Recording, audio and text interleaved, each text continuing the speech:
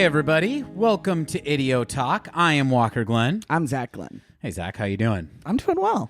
I am very, very excited about today's episode. Just a little bit of housekeeping up top. If you're new to our show, this is a podcast where my brother Zach and I discuss our shared music obsessions. Our first season was about Radiohead. This season, we've been discussing the music of Fiona Apple. But what we also do is take occasional detours into our shared film obsessions.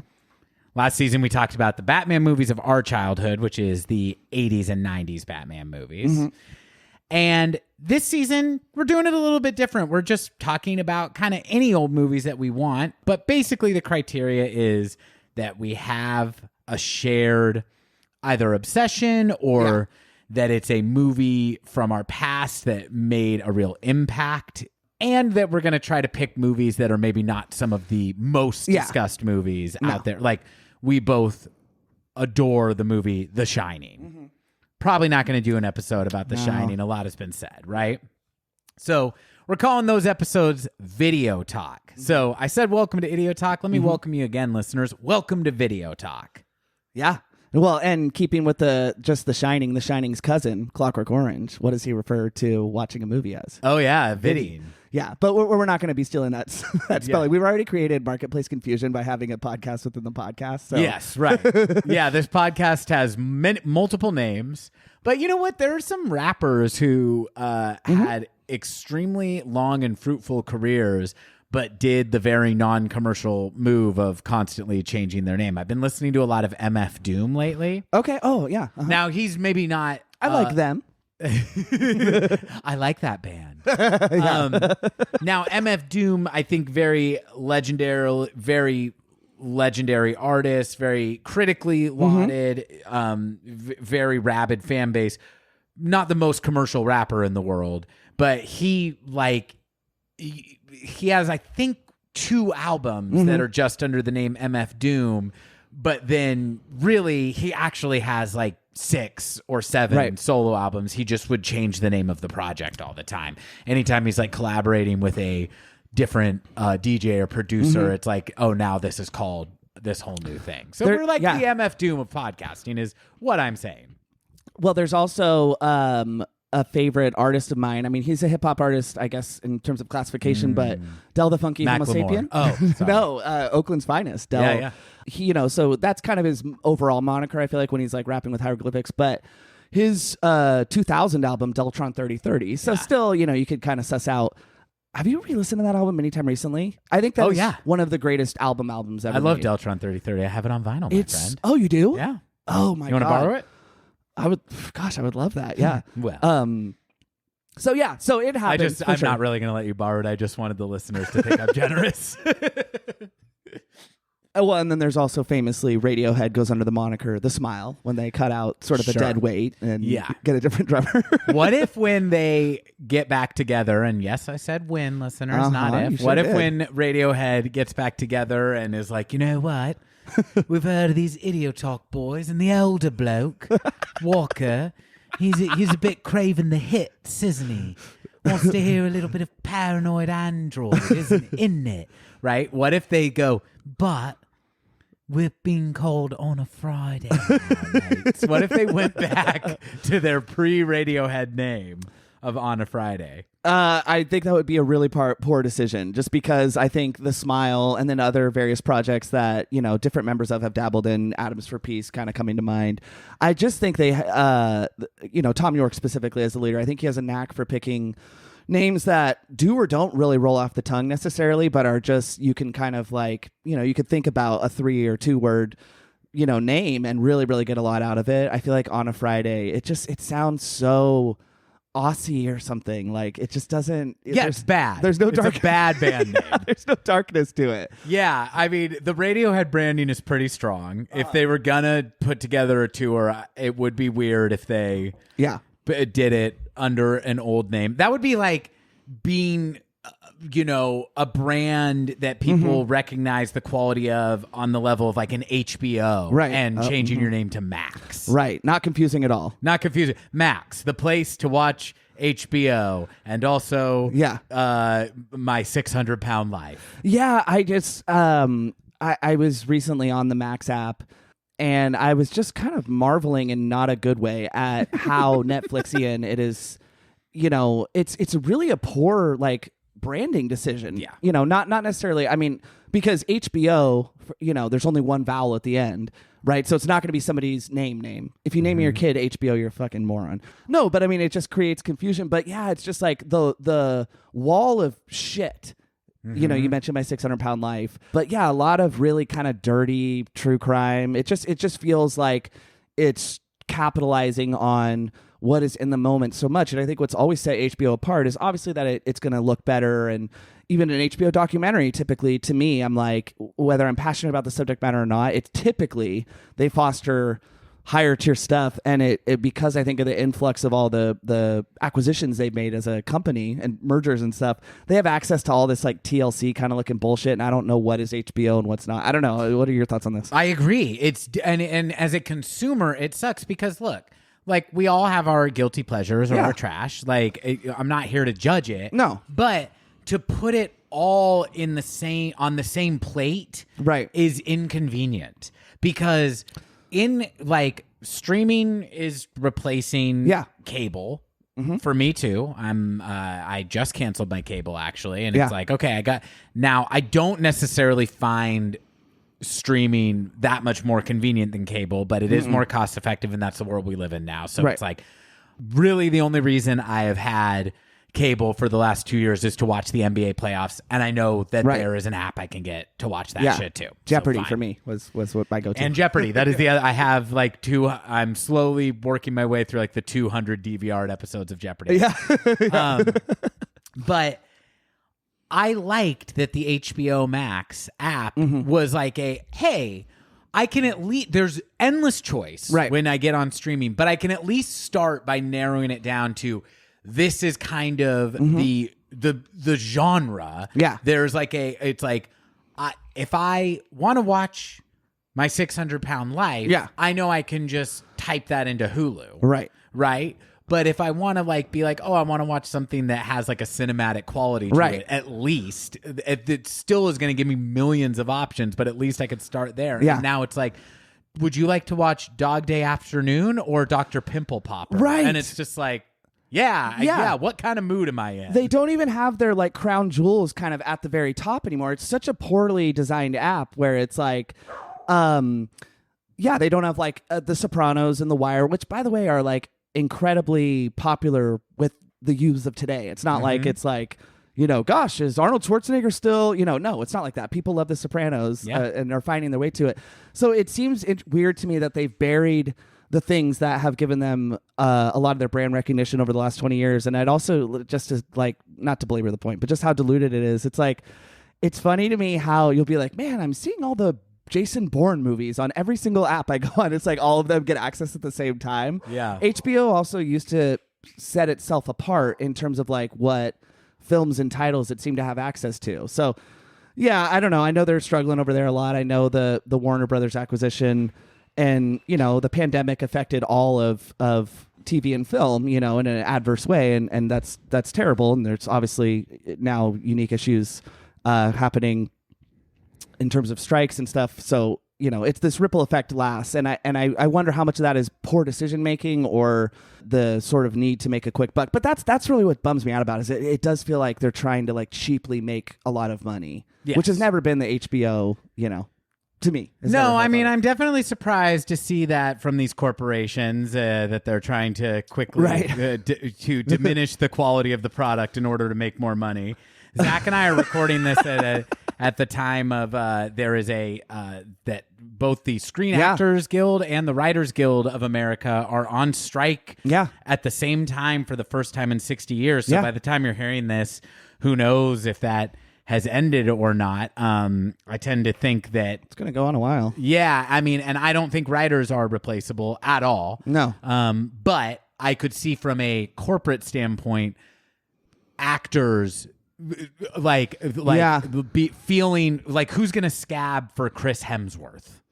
Right. You know what I'm or saying? Jennifer Liam Lawrence. Hemsworth? Or one of the other shitty one. What's the other shitty Hemsworth? I don't know, but it's so crazy to me. Chris is the good one. I don't know. Luke.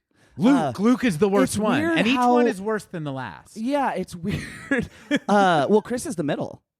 So the elder one, who looks like a short, pudgy version of his gigantic slab of Australian younger brother, was in Westworld. And then Liam, his claim to fame was dating Miley Cyrus. So good job. She's a phenomenal artist. And I think he was in a Hunger Games film or something like that. Okay. But yeah, he sucks. But yeah, it's just weird because I happen to really like Chris Hemsworth. Yeah, me too. But it's like, yeah, don't follow in your brother's footsteps. Just leech off of him. Yeah. Maybe be like the best looking auto mechanic in Perth, Australia, or wherever the fuck. Right.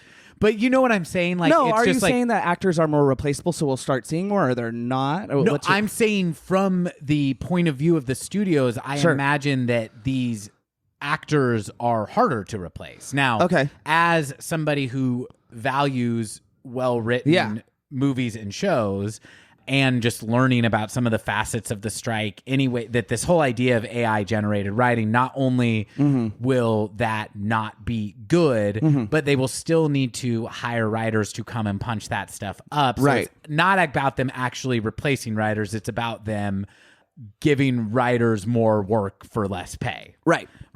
But in any case, what is the AI? I understand that there are AI proponents who are like, one day this will be able to, we'll just be able to scan, we'll just keep using the Chris Hemsworth. We'll just take the video of Chris Hemsworth we already have, and we can put him in Casablanca, and we could, That sounds awesome. Yeah. The fact that there are people that think that sounds cool makes me feel very out of touch with my fellow humans. But in any case, even if that is true, and even if that would be a good thing, we're not there. Right. So the fact that all these actors are also on strike now, I feel like is going to end the strike a lot quicker, because the studios have said that their plan is literally to wait until writers can't pay their rent and their mortgages and come back to the table and take a bad deal.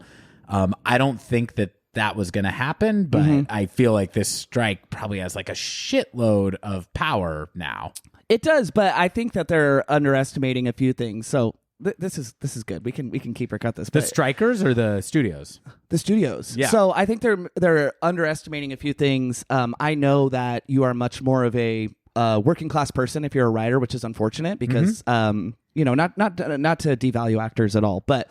And I'm not saying they're a dime a dozen. Acting is one of those professions. Do you remember the moment in Extras where the actor goes, "Man, it's really hard to function in my scene essentially and deliver my dialogue," and Ricky Gervais goes, "Yes, it is hard. It's called acting." Yes. So anyway, where he's like, "You have to stand on your mark. Hit your mark. You have to," and he stop looking at the camera and remember your character's name. That's a lot to remember, isn't it? Yes, it is a lot to remember.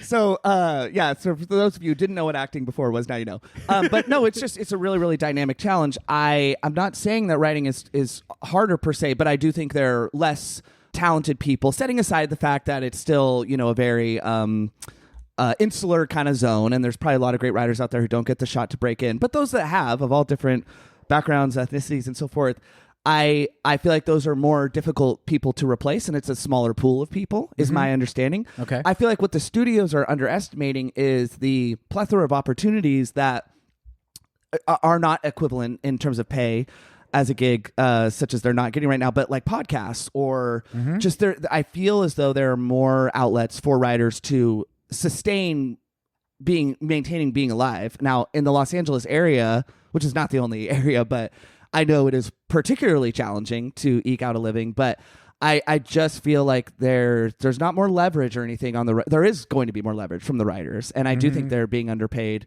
But yeah, I think studios are kind of falling back. Like you said, it's been 62 years since both of them have been on strike, so this is uncharted territory, and there is money to move around. I do think concessions will have to be made, good or bad, on both sides. I'm hoping to see more concessions from the folks that run this multi-billion-dollar industry. Right. Yeah. Especially for the writers. Again, well said. Yeah. Well said. Yeah, no, I mean it's incredibly interesting, and I think that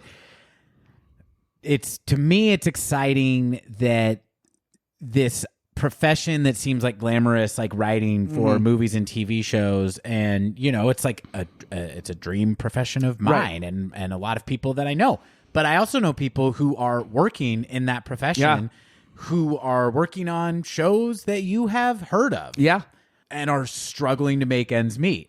And I, as somebody who considers themselves a part of the working class and kind of whose ground floor of like politics, like kind of starts there. It's exciting to see something that is seen as a glamorous and mysterious occupation aligning itself with the working class. And I think that when big public strikes with a lot of press around them because of the visibility of this industry happen, it makes people start to go, oh, the things that they are, these demands and complaints are reminding me a lot of my job that is not in movies, And so it's a weird time to be alive in this country, but I feel like the awareness of labor issues that we're experiencing right now is definitely something new to me. No, and someone that I'm just a huge fan of, and I really would encourage listeners to seek out his work, whether it's in podcasts or in his writing or just as a really, really unique voice in the writer and Hollywood sphere is Mark Bernardin. He co-hosts a podcast that I'm such a huge fan of, Fat Man Beyond with Kevin Smith. And Mark is a really, really interesting guy because he is, I don't want to say one of the few voices, but one of the few voices I'm familiar with in sort of black nerd culture. So anytime he and Kevin are discussing what are very, prevalent issues and discussed oft, representation in film or in superhero films or whatever, he always just has such a really nuanced and profound take. And he's also written for Star Trek. He's written a graphic novel I love so much. His daughter has autism, and it's a superhero story, but it's about like a father trying to relate to his daughter. So it's very much written from the heart. What's it called? Adora and the Distance. It's so beautifully illustrated, and it was just so touching. And I love Mark so much. So folks, please seek out Mark Bernardin. He did say something that really, really struck me, and I think sometimes it just takes it's not that I didn't have compassion or empathy or anything like that for the writers. But, he is a working writer. He's written on a lot of shows you've heard of and, some pilots that haven't got.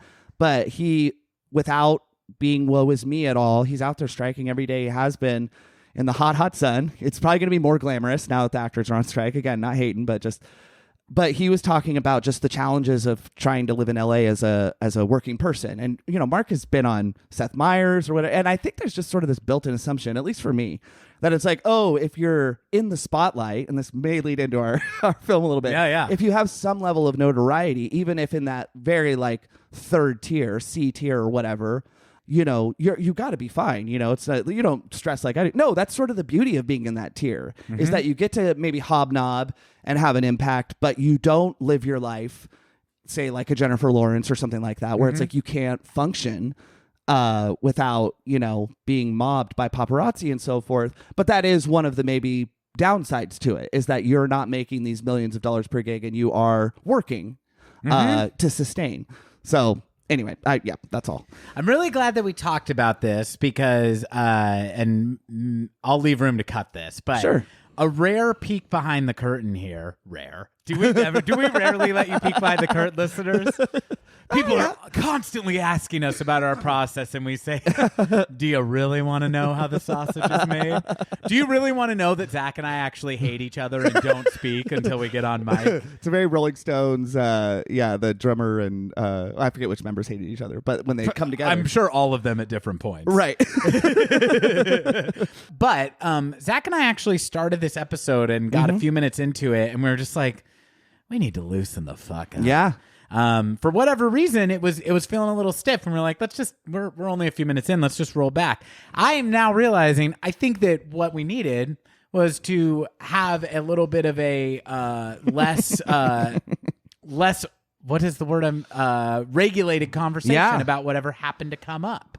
And I do think that what happened to come up, this strike, does lead us nicely into this movie. Should we talk about the King of Comedy? TKOC? TKOC? Yeah, let's do it, please.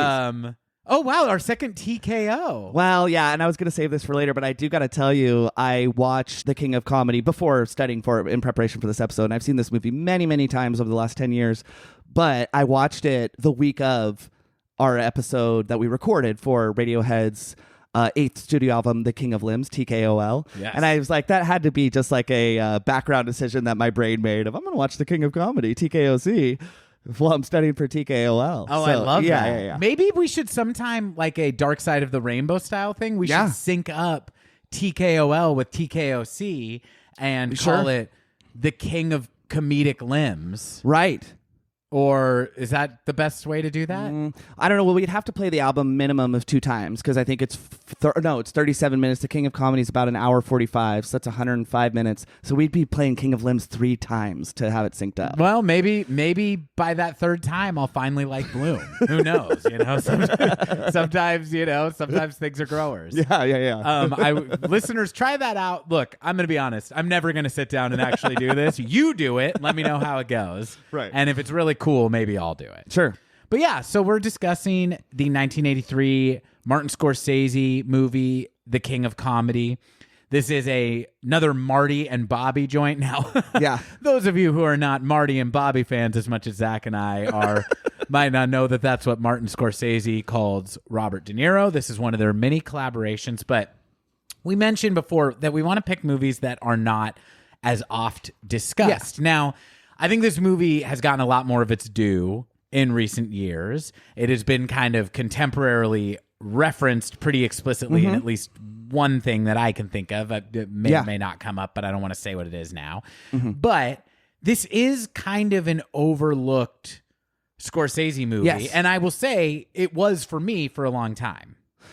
And despite it, I came to this one way after being a huge fan of Martin Scorsese, and I'll get into. I had a wrong idea of what this movie was and about that kept me from watching it, but it's an underrated classic, I would say, still. Oh, absolutely. And despite its huge reach in terms of impact and influence, I would say sometimes, cited directly by filmmakers of more contemporary films and sometimes where it's like, oh, I see The King of Comedy in film X or whatever, that film.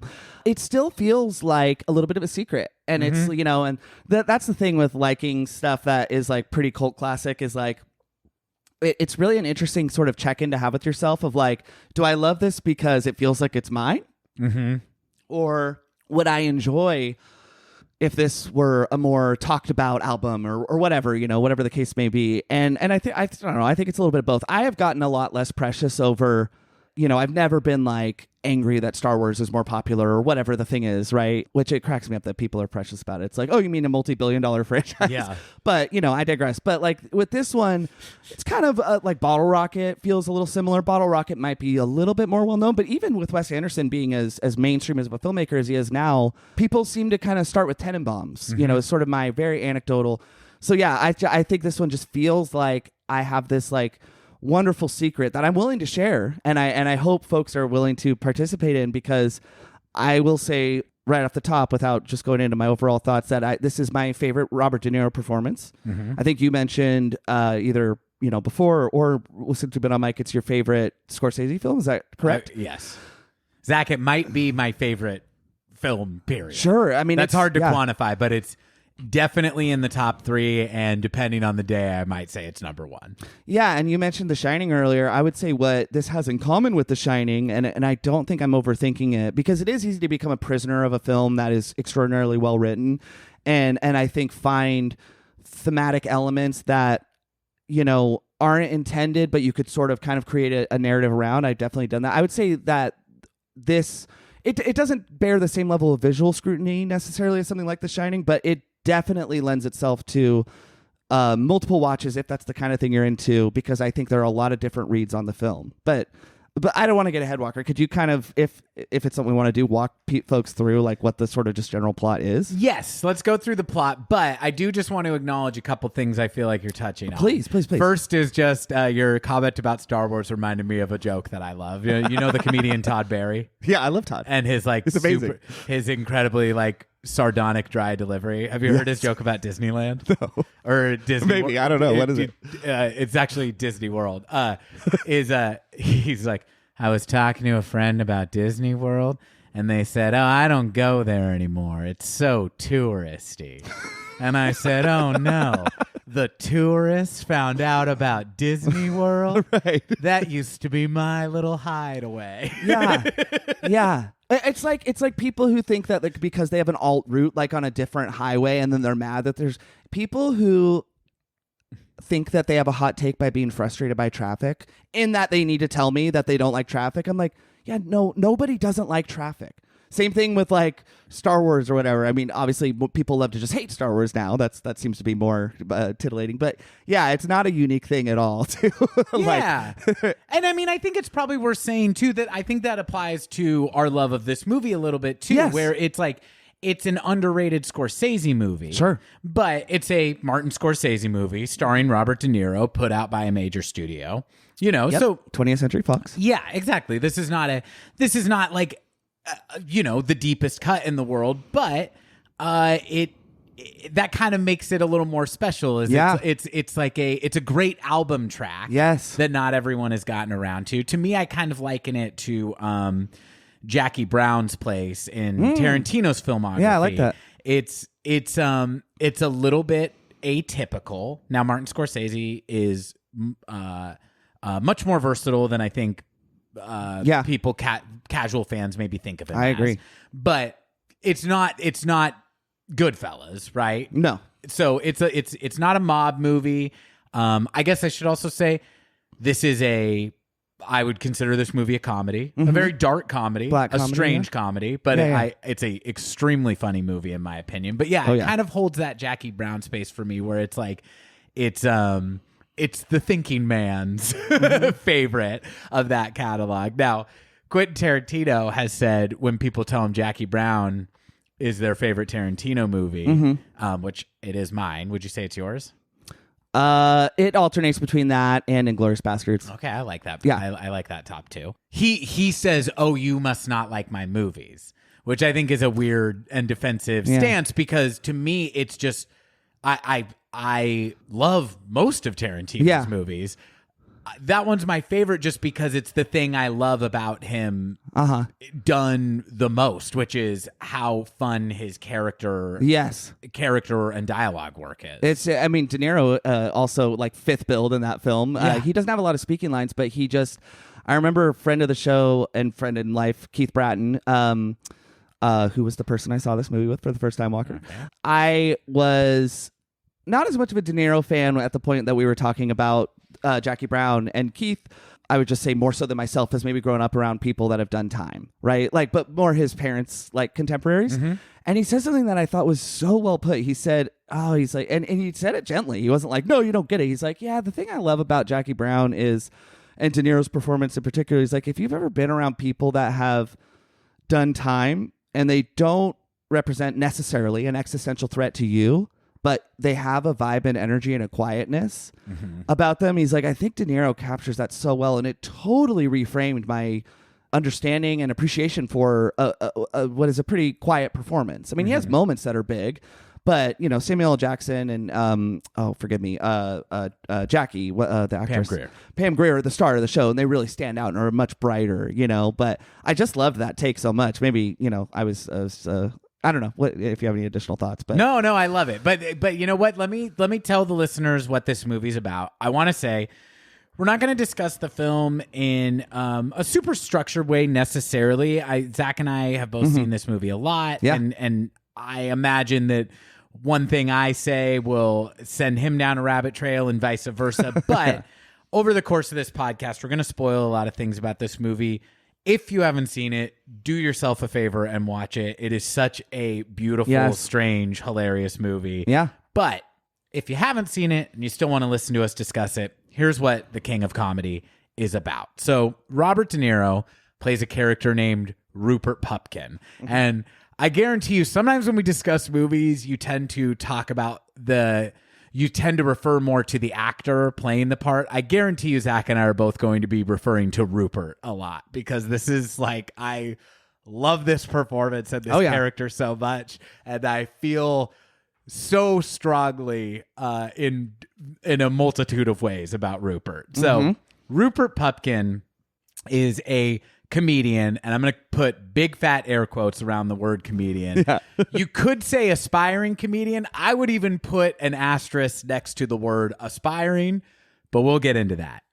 for the sake of discussing this movie and summating it easily, Rupert Pupkin, he's an aspiring comedian, autograph hound, celebrity obsessed, very desperate, lonely, and kind of socially ill-equipped character. Yes. The movie is about his obsession with a Johnny Carson stand-in, sort of, a late-night talk show host named Jerry Langford, played by Jerry Lewis. Writer of the film Paul D. Zimmerman strangely said that he was thinking of who you just said. They wanted to Johnny cast Carson, Johnny Carson. But they also modeled the character after Dick Cavett, which I think Jerry Lewis, a lot can Great change. interviewer. Yeah, a lot can change between what the script's intent was and what the author was thinking of versus what the performer or the director bring to it flavor-wise.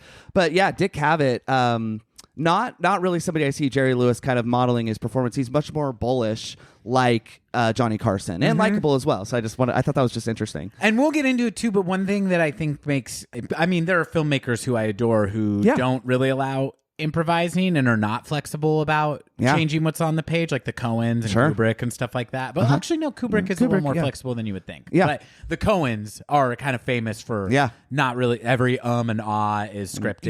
Is scripted and Fargo.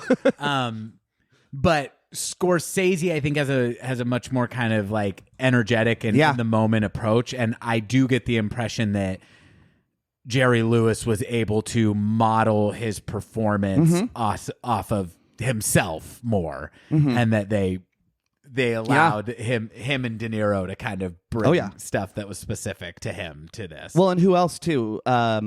Comedian Sandra Bernhard. Yeah. Yes. So, okay, we obviously want to talk about the movie, so I'll just get the plot out of the way, which is, it's a pretty concise plot. This movie is about Rupert Pupkin aspiring to be a comedian. He's obsessed with the late night talk show host Jerry Langford and wants to get on the show as a comedian. He becomes increasingly desperate as he's not able to do this, as he's not able to break into show business. The whole movie actually takes place over a pretty short period of time, maybe a 2-3 days, or maybe a week, maybe a week, maybe a few days. Highlighting his impatience. Things unravel quickly, I guess. But in any case, his obsession with Jerry and getting on Jerry's show drives him to a point of desperation that he and his friend Masha, played by Sandra Bernhard, who is also obsessed with Jerry, is stalking him, thinks she is in a romantic relationship with him. They collaborate and decide to kidnap Jerry Langford in order to blackmail the studio to put Rupert on the show. That's what the King of Comedy is about. Yeah. How'd I do? Fantastic. The only thing I would add is I would say that Masha and Rupert team up together to kidnap Jerry, and the goal being that, like Walker just said, Rupert could be featured on the show, and while he's kidnapped, Masha gets the benefit of essentially treating him like a toy doll. We'll come to that much later. But yes. Yeah, it's a marriage of convenience between Rupert and Masha. It's definitely a lot of resentment, but it is a fantastic pairing.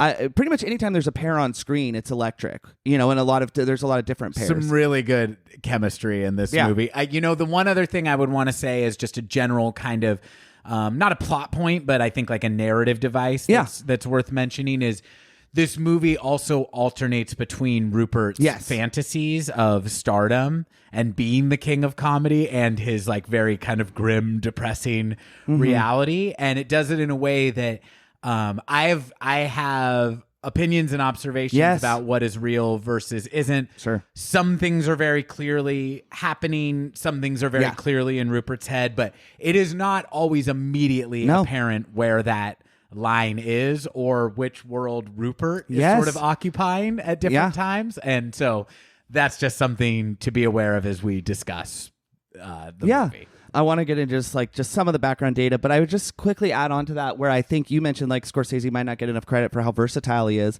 I think this movie is a really, really nice distillation of that in sort of the blurring the lines, because there are moments where it takes you a minute to catch the rhythm of the film. I would say it's hard to put myself back the first time I saw it to know that like, this is a dream sequence, right? There are definitely visual clues and things that make some more obvious than others.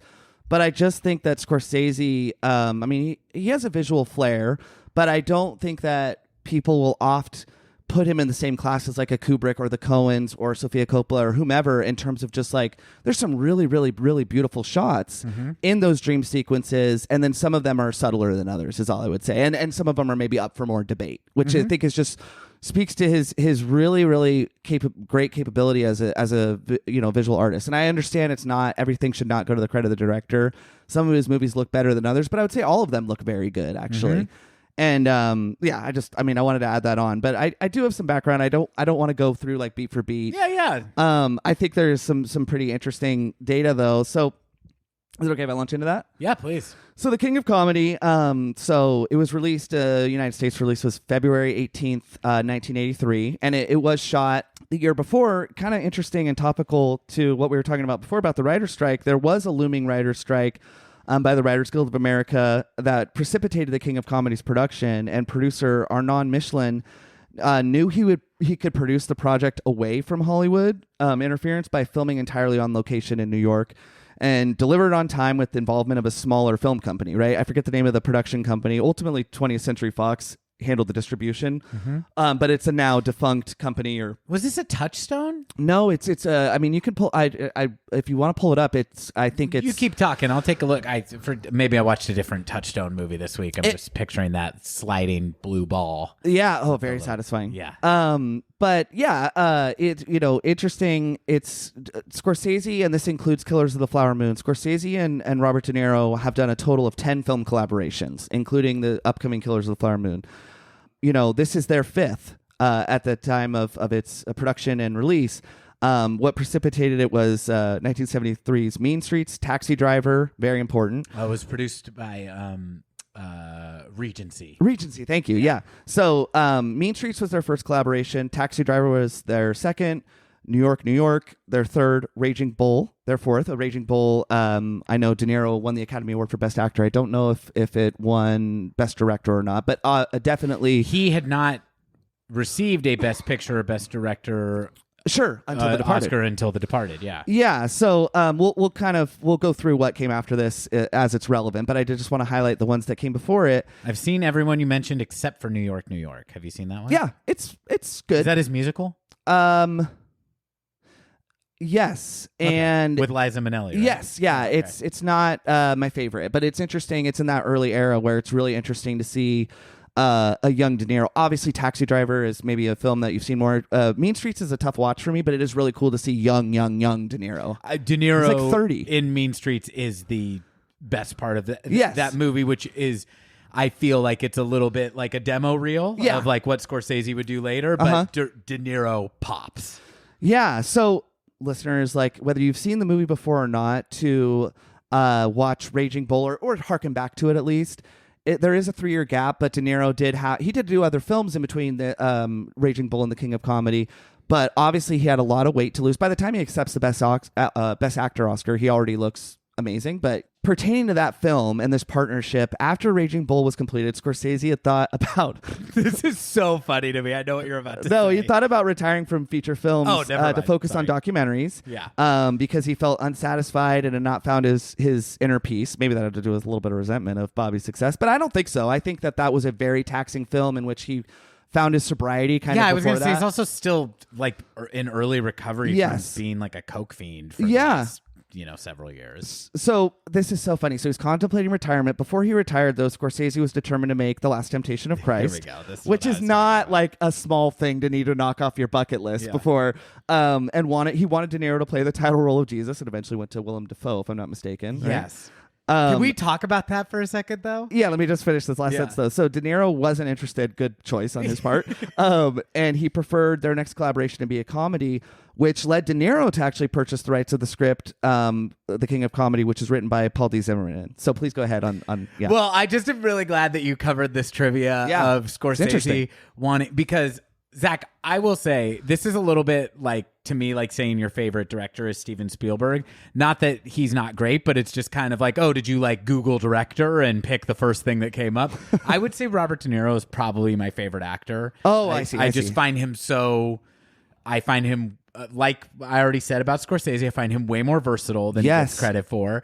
He can play a lot of different beats. He can be scary. It's a gifted he can be comedic actor, funny, yeah. and in this movie he could be extremely pitiable and funny. Scary and funny. And scary and funny. So yeah, this is really kind of the synthesis of like but in any case, I'm only setting that up to say I think that Robert De Niro is capable of doing a lot of different stuff. Yes. The idea of casting him as Jesus is so bizarre and funny to me. Yeah, Willem now Dafoe I don't know makes a that lot more Willem sense. Dafoe makes that much more sense. I'm going to be Jesus. Yeah. Why don't you believe me, Thomas? Put your fingers in my wounds. He's doing it as the Green Goblin. There's that prayer scene. Yeah, maybe when he like gets off the cross, he's like, "Crucified, am I?" Starts throwing bombs at everybody.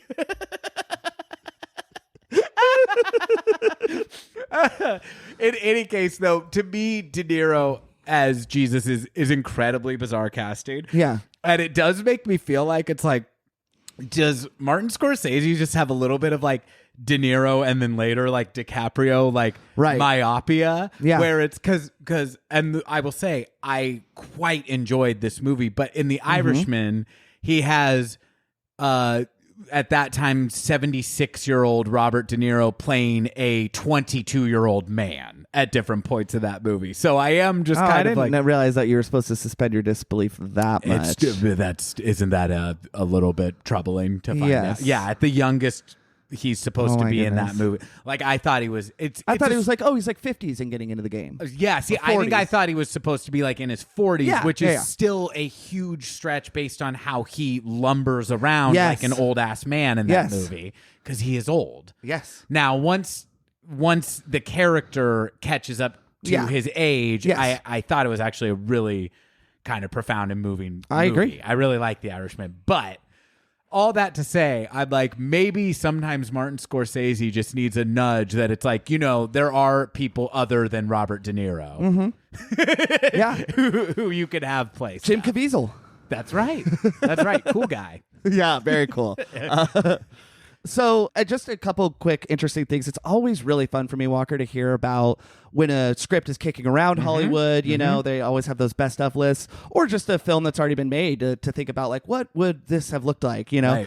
So Michael Cimino was initially slated to direct the project. Michael Cimino, by the way, folks, had worked with De Niro, so on The Deer Hunter, and then on the enormously troubled picture that I actually recently just watched, Heaven's Gate. How was it? It's in terms of scale and spectacle, it's pretty amazing. In terms of animal cruelty, it's really, really difficult to watch. I think, I mean, a lot of laws were broken. You see a horse explode on screen, and it is a real horse. Jesus. I do really quickly want to point out. So Cimino ended up having to back out in 1979, so a full 4 years before the production was released, because he was in the editing process of Heaven's Gate. I just want to recommend real quickly, there's a podcast I absolutely adore called What Went Wrong. It's hosted by Lizzie Bassett and Chris Winterbauer, and they have an episode on Heaven's Gate and a lot of other films, and they have an extensive discussion on the troubled production of Heaven's Gate. And it's just one of my favorite podcasts at present. I think it's incredibly well researched and a great place to learn about different aspects of film production and just how many factors outside of and within a director's control can make or break a film, right? So we talked about the writer's strike and that the producers wanted to shoot on location. I think that was a very wise choice. And then just kind of talking a little bit about where Scorsese was at. I love this period in lauded artists. It definitely happened with Radiohead. I think it definitely happened for Fiona Apple. But after such strong critical appreciation for the manner in which he had shot a Raging Bull, I forget the name of the cinematographer, very famous cinematographer on that film, but they worked such a gorgeous looking film. He felt that the King of Comedy needed a more of a like raw cinematic style, and it's sort of throwbacky Hollywood in that way. There's a lot of shots that linger for a long time, and he watched a lot of silent cinema to sort of kind of put him in the headspace how to shoot that. I love that. And he uses a lot of static camera shots and fewer dramatic close-ups, definitely fewer than Raging Bull. He's noted that Edwin S. Porter's 1903 film Life of an American Fireman, it greatly influenced the king of comedy's visual style. And this is the critical point, though, Walker. And I think listeners, again, if you've seen the movie, watch it again. Scorsese shot scenes multiple times, spending a fortnight reshooting to perfect one scene, resulting in a large amount of footage which had to be edited down. And that's for the whole of the movie. There's one scene in particular that took them 5 days to shoot. We'll cover that when we come up to it. So talking about De Niro, so we mentioned that De Niro has just such amazing chemistry. I don't know that I've ever seen De Niro, maybe in the modern era, but in the classic era, not have chemistry, whether it's romantic, whether it's friction-based or conflict-based. He just has such amazing chemistry with whoever he's sharing the screen with. But in this case, Jerry Lewis is who he's on screen with a lot. He was method. Jerry Lewis had never worked with a method actor. We'll kind of talk about that more later, but De Niro prepared for the role of Rupert Pupkin by developing a role reversal technique, which consisted of chasing down his autograph hunters, stalking them, and asking them many questions. And I don't have this in my notes, but I did read that De Niro had dinner with one of his most famous stalkers that he had neglected to get a restraining order against. And the technique of method acting, and I would say techniques that De Niro has used, particularly in Raging Bull, are line crossers, and it's not that they exist in a different era. They were wrong then and they're wrong now. Sure. In the case of this film, De Niro putting himself at risk, which is he's famous for doing as well, not just harming other folks. I know in The Deer Hunter, he and Christopher Walken had a huge verbal altercation because De Niro wanted to practice Russian roulette with live ammunition. And when they were running their lines, not when the camera was rolling, so that they could feel what it would like to have that energy. It's just so ridiculous, right? But and who knows if he was just trying to scare his fucking teeth down in Cape Fear and yeah. So what I really really like though is that his method acting, which was not a widely used technique at this time. I'm not saying he invented it, but he comes from the Juilliard school. I love how much he's willing to put himself and his body at risk, right? And a Raging Bull, of course, too. And I just think that who knows what could have been, but the strength of this performance, you mentioned Rupert is socially inept or seems that way. I just struggle to understand if he would have been able to capture that so well, because the thing is I feel like Rupert is not a total stranger to us. I feel like we've all met somebody like that in a different delivery system, and we'll talk more about that later on. I want to kind of condense this, but Zach, I want to just say, just so we could talk about it. I not only feel like I've met Rupert Pupkin, but one thing I love about this movie, as somebody who, I guess I should say, because I don't assume that listeners know, I do stand-up comedy. And I've done it for about 10 years now. And I feel in a way that makes me cringe at different parts of this movie. I kind of feel as if I have played every part in this movie at different times. In lower stakes situations, I don't consider myself in showbiz. I consider myself somewhere between aspiring and working as far as my place in stand-up comedy. But we'll talk more about it. But the delusion that he needs in order to get anywhere is relatable to me, and the discomfort of dealing with somebody delusional. Yes. Both are things I have experienced. Absolutely. And I want to, when we come to this particular scene, because it is a scene I want to kind of spend some time on, we'll talk more about some of the blurring of the lines that De Niro and Scorsese employed in terms of method acting to get Jerry Lewis sort of truly riled up. And I think Jerry Lewis's performance is so phenomenal in this film. Good. On the writing of this film, it comes from writer Paul D. Zimmerman's experience of kind of learning about people that were obsessed with Johnny Carson. Jerry's character, it seems to be modeled after people that were obsessed with Robert De Niro. So it really comes from like an earnest place of experience, which I really, really like and I really think comes through. You talked about Scorsese wanted to cast Johnny Carson. Just real quick on Scorsese's health, that I think is really interesting. Scorsese had suffered from poor health before and during the film's production. He had a case of pneumonia. I do think that he was sober at this time. He had previously worked on 3 films close together, and not long after found himself hospitalized due to exhaustion and pneumonia. He had not recovered when shooting began. The intensive filming schedule meant Scorsese could spend the remainder of his time recuperating. And what I find to be really interesting is that not only did he take his time recuperating, he did make other films, not that long after. The guy is a machine, it seems to me, in terms of his work ethic. De Niro and Scorsese did not collaborate again until 1990's Goodfellas. So maybe it was shot in 89. But they both said in a totally non-hostile way that this project was the most draining they had worked on up to that point, more so than Raging Bull, which I find to be nuts. Stunning. And they just needed some time apart. I don't even get the sense that they didn't stay close, but it was a very, very emotional project, which we talked about It's good that they were able, because they did such great work together again later. It's good they were able to have the awareness to do that. Yeah, and I don't think that it's retrospectively them trying to like garner an audience for a film that didn't succeed. It up until as recently as 2013, they have both validated that this remains their most emotionally draining, challenging project. And I think that has to do with a few things. Of A, the method acting that they kind of decided strategically to use. That was dicey. And B, the amount of prep De Niro did for the role in terms of kind of not psychologically torturing himself, but I venture to guess it would be very uncomfortable spending time with people that had previously stalked you. Yeah. And I think for Scorsese, I'm sure it was that, but also the fact that he is not somebody that would shoot Stanley Kubrick style. He's not Clint Eastwood where everything is one take, whether the performance was good or not. But, I mentioned before, one of the really, really uncomfortable scenes they shot for 5 days.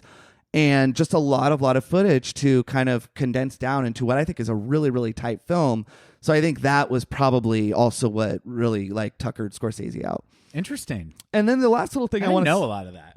Yeah, last little thing I want to say, just kind of shifting gears a little bit before we go into our various backgrounds or whatever we want to talk about next, is the legacy and influence. So I know that this is something Walker and I will maybe discuss in greater detail in terms of what performances we may see that people haven't gone on the record as citing this as an influence, but people that have gone on the record. So Steve Carell names this film as his favorite film and as having a really profound influence on his career and choices as an actor, both within comedy and outside of it. And I think totally see that. Yes, you can totally see it with Rupert's a lack of self-awareness. Yes. In what is his most famous, probably sustaining character of Michael Scott, but even in stuff like the Dana Carvey Show, where we see our first glimpse of Steve Carell's brilliance. Yeah. I also think he said choices as an actor. He didn't say after The Office, but have you seen Foxcatcher?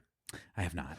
It's not a great movie. It's a really interesting story, but his performance he's making choices, but it's a good performance. I don't love every element of it, but I really, really think you could see a strong influence there. And then one curveball and one that you're like, oh, of course. Nicole Kidman cites this as her favorite film. Oh my God. No. I watched an interview with her, what she talks about. She's, Nicole Kidman, brilliant actress. I just fell in love with Nicole Kidman. Yeah, I love that she's remaining relevant because of her great acting. And I feel like being overshadowed by her insane husband for many years. Not Keith Urban. I think we knew who you were talking about. I just love that Nicole Kidman is continuing doing a variety of work. She did answer the question somewhat vacantly, though, and they were like, why do you love it? She's like, I just love it. I don't think she wanted to go down more. She's just such a brilliant actress, though. I would love to know what aspects of it, if it is its brilliance or if it's guided any of her choices. Who knows? Yeah, or she's like, maybe she loves it because I was married to that guy only with charisma. Sure. I hadn't put it into words like that. I think that's a great point. And then I want to give you a hint and just have you guess the actor. He was part of the ensemble of Arrested Development. Which actor, male actor, do you think this film guides his choices and his performance? Not necessarily from Rupert. Mm-hmm. He's part of the main ensemble of Arrested Development? Main ensemble, yes. Michael Not Cera? Will. No, Jason Bateman. Okay. So Jason Bateman will often cite the King of Comedy as a guiding force in his style and variety of angles that he will take in. So you immediately think, oh, Robert De Niro. No, I think that Jason Bateman, and again, it would help if hopefully folks have seen the movie, but really, really plays the straight man, similar to the way Jerry Lewis plays the character of Jerry. So really, really interesting stuff there, but I would love to take a beat and hear about your history if you want to quickly go over that. First of all, thank you. Sure. I read one or two things that you talked about, but I think I kind of falsely thought this had kind of a placid production story. So it's interesting to hear so much kind of physically and emotionally was going on for Marty and Bobby. Was not aware of a lot of that. So thank you, Zach. That's Sure. very, very interesting. I did just, since we're talking about the things it's contemporarily influenced, I'm just going to name check the thing, and I won't go off about it now. There is a point where I think it is relevant to reference this movie later, and just why I think it's modern imitation fails, and why the king of one way that the king of comedy succeeds. Joker, the 2019 highest grossing film of 2019. And I'm sorry to say that I contributed to that gross. Joker, one of my least favorite films of the last 5 years, easily. Very much explicitly references Scorsese, and primarily references the king of comedy and Taxi Driver. Sure. Movies that I do think have a very interesting kind of shared DNA in the Martin Scorsese filmography, and also in the role that Robert De Niro is playing. But anyway, I don't even know how much I want to say about that, except that it references King of Comedy very explicitly, but I would also say very hollowly, and kind of doesn't take some of the point that I get from King of Comedy and use that. I think it kind of just takes the cringiness and the misery and kind of patheticness of the character, and then visually references it a lot. It also visually references Taxi Driver a lot.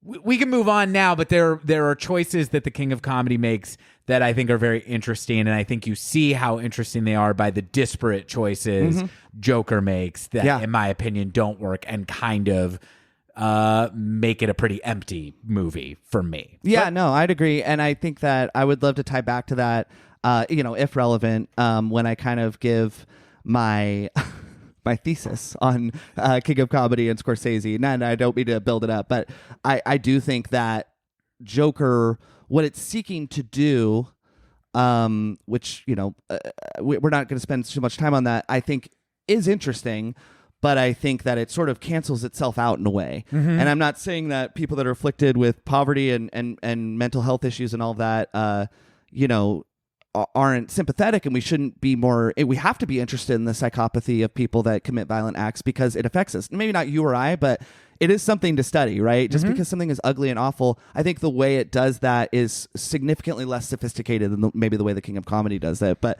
I would like to tie back to that. Yes, and later. I mean, I think Taxi Driver is an incredibly tough watch because of how unflinching it is in its examination of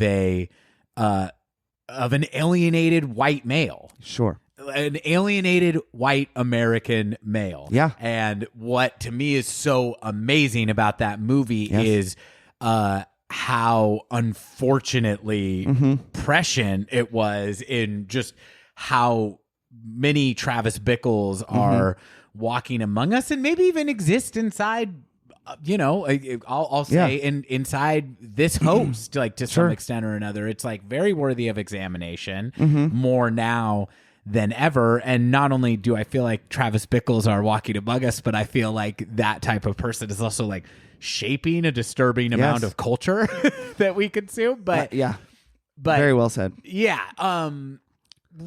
Can I?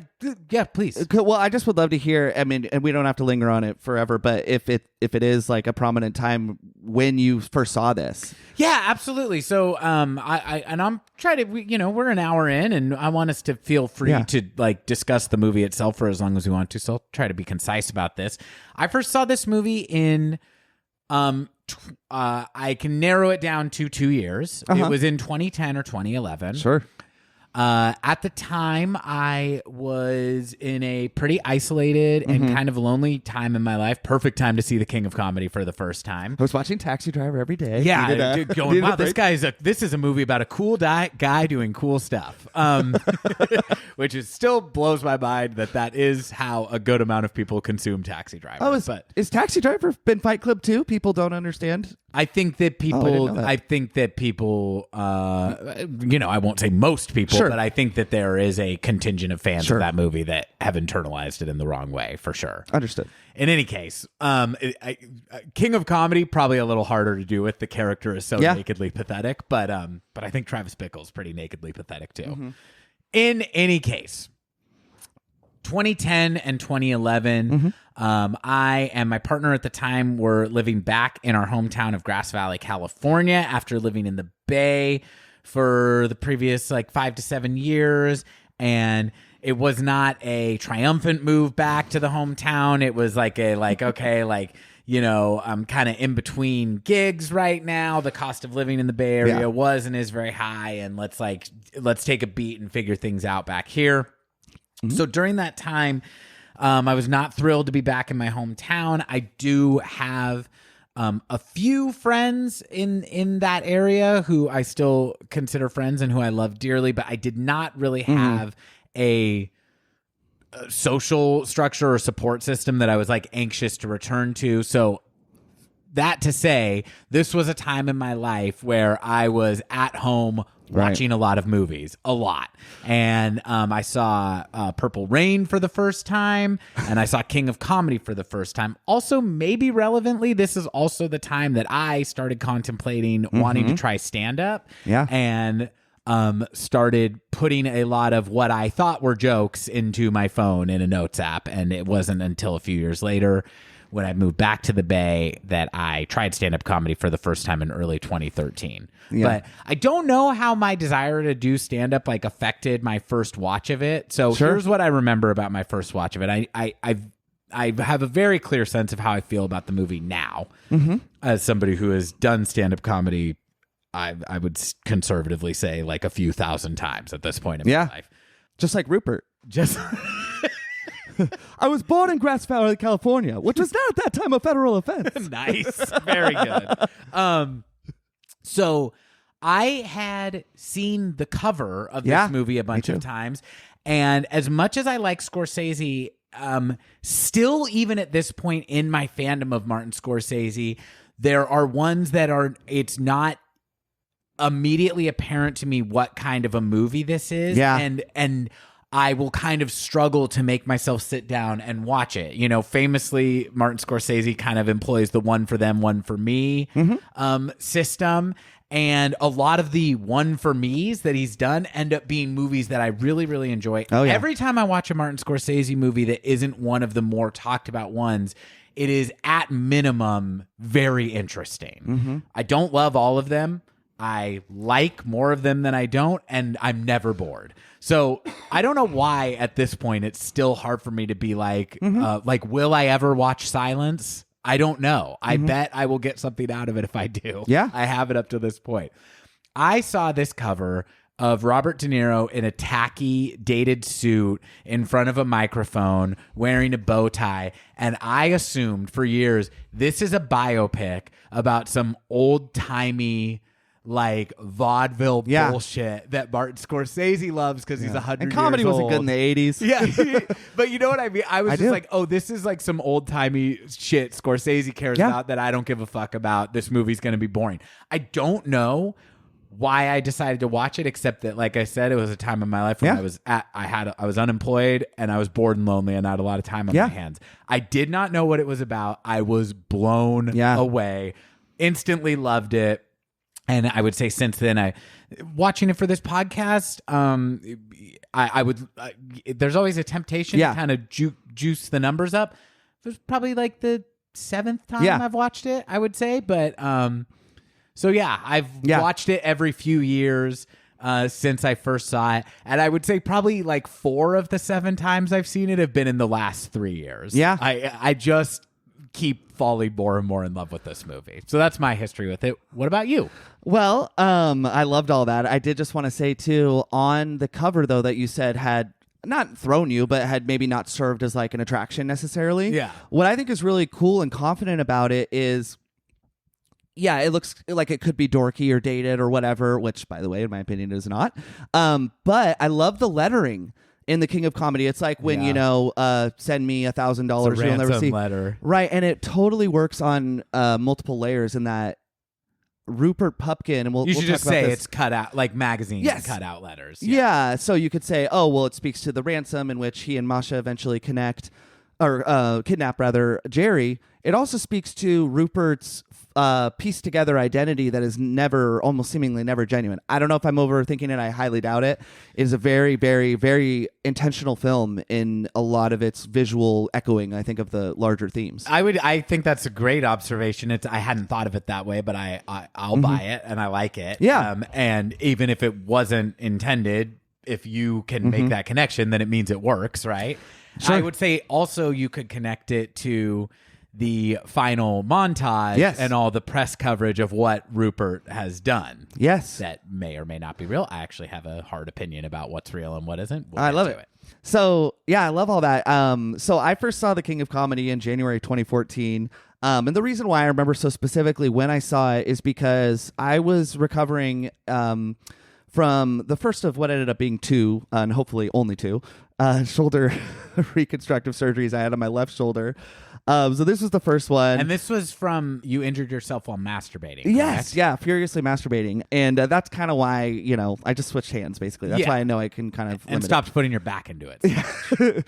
So it's only been within the last year or so that I've, I think realized without putting too much like retrospective romanticization on this, what a critical time in my life, both recovery periods of my shoulder surgeries have been, in terms of exploration and appreciation of different artists, right? And I don't mean to make that sound pompous, but we talked about. By the way, folks, the next time I had this shoulder worked on was in 2018, so a full 4 years later. That was really the birth of my like obsession and discovery with the filmography of Stanley Kubrick. But that's not what we're talking about. So in 2014, during this recovery period, taking a lot of Norco prescribed, and a friend of the show, Keith Bratton, and I had a few just movie days, right? And we watched 2001: A Space Odyssey. We watched Room 237, which was a documentary on The Shining, but really, really kind of made me be like, oh, I need to watch that again, right? And we watched The King of Comedy. And I had heard Walker said 2010 or 11. I knew it was echoing in my mind that like Walker said to watch this. And there's something really cool about when someone has mentioned something's cool, but it's not been pushed on you, so the stakes are a little bit lower. Sure.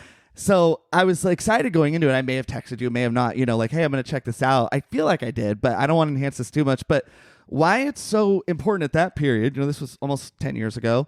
The King of Comedy represents the moment I realized what Robert De Niro was capable of as an actor. Now, I realize how dumb that could sound, but I was, I'd seen his collaborations with Scorsese and recognized that he had range, right? But I sort of ascribed him to, he is so-and-so in Goodfellas. He's this person. I loved Casino. I'd seen Cape Fear. I just didn't realize what he was capable of. And like Ricky Gervais in Extras, a show I love, throughout the whole season, he's saying, an actor he wants to aspire like in terms of his range and project exploration is Robert De Niro. I saw that show when it was being released, and I was like, I don't mean to sound dumb. Internally, I was thinking, but Robert De Niro is just a macho guy, like in Heat or whatever, who can act really well, but people have dumb impressions of. Well, this is just part of growing up and getting out of your prison. But Rupert Pupkin, this character that he plays, is not particularly likable. He's not physically strong. Yet we do see him as and De Niro's a good-looking guy too. Yes. And there's something where he's, he has a goofy mustache in this movie, but it's like he carries himself in a way where it's like he's not even like handsome in this movie. No, but what is so brilliant, and I think just show, I want to, I forget the name of the individual who edited this film, but the editing in this film is so fantastic, and so everything is working together so well. But edited by Thelma Schoonmaker. Yes, I knew it was a woman, and it's just so impressive because even within certain scenes, which we're now we're done with my background, so we can go into in just a second. In those fantasy scenes, De Niro alternates between not tough guy De Niro, but confident De Niro, and they are fantasies, and I think he becomes good looking in those scenes. Sure. Now that's totally subjective, but I just think it speaks to how well edited the film is and how capable he is of slipping in and out of different projections, and that is really, really psychologically trying and difficult to do as a person, let alone an actor.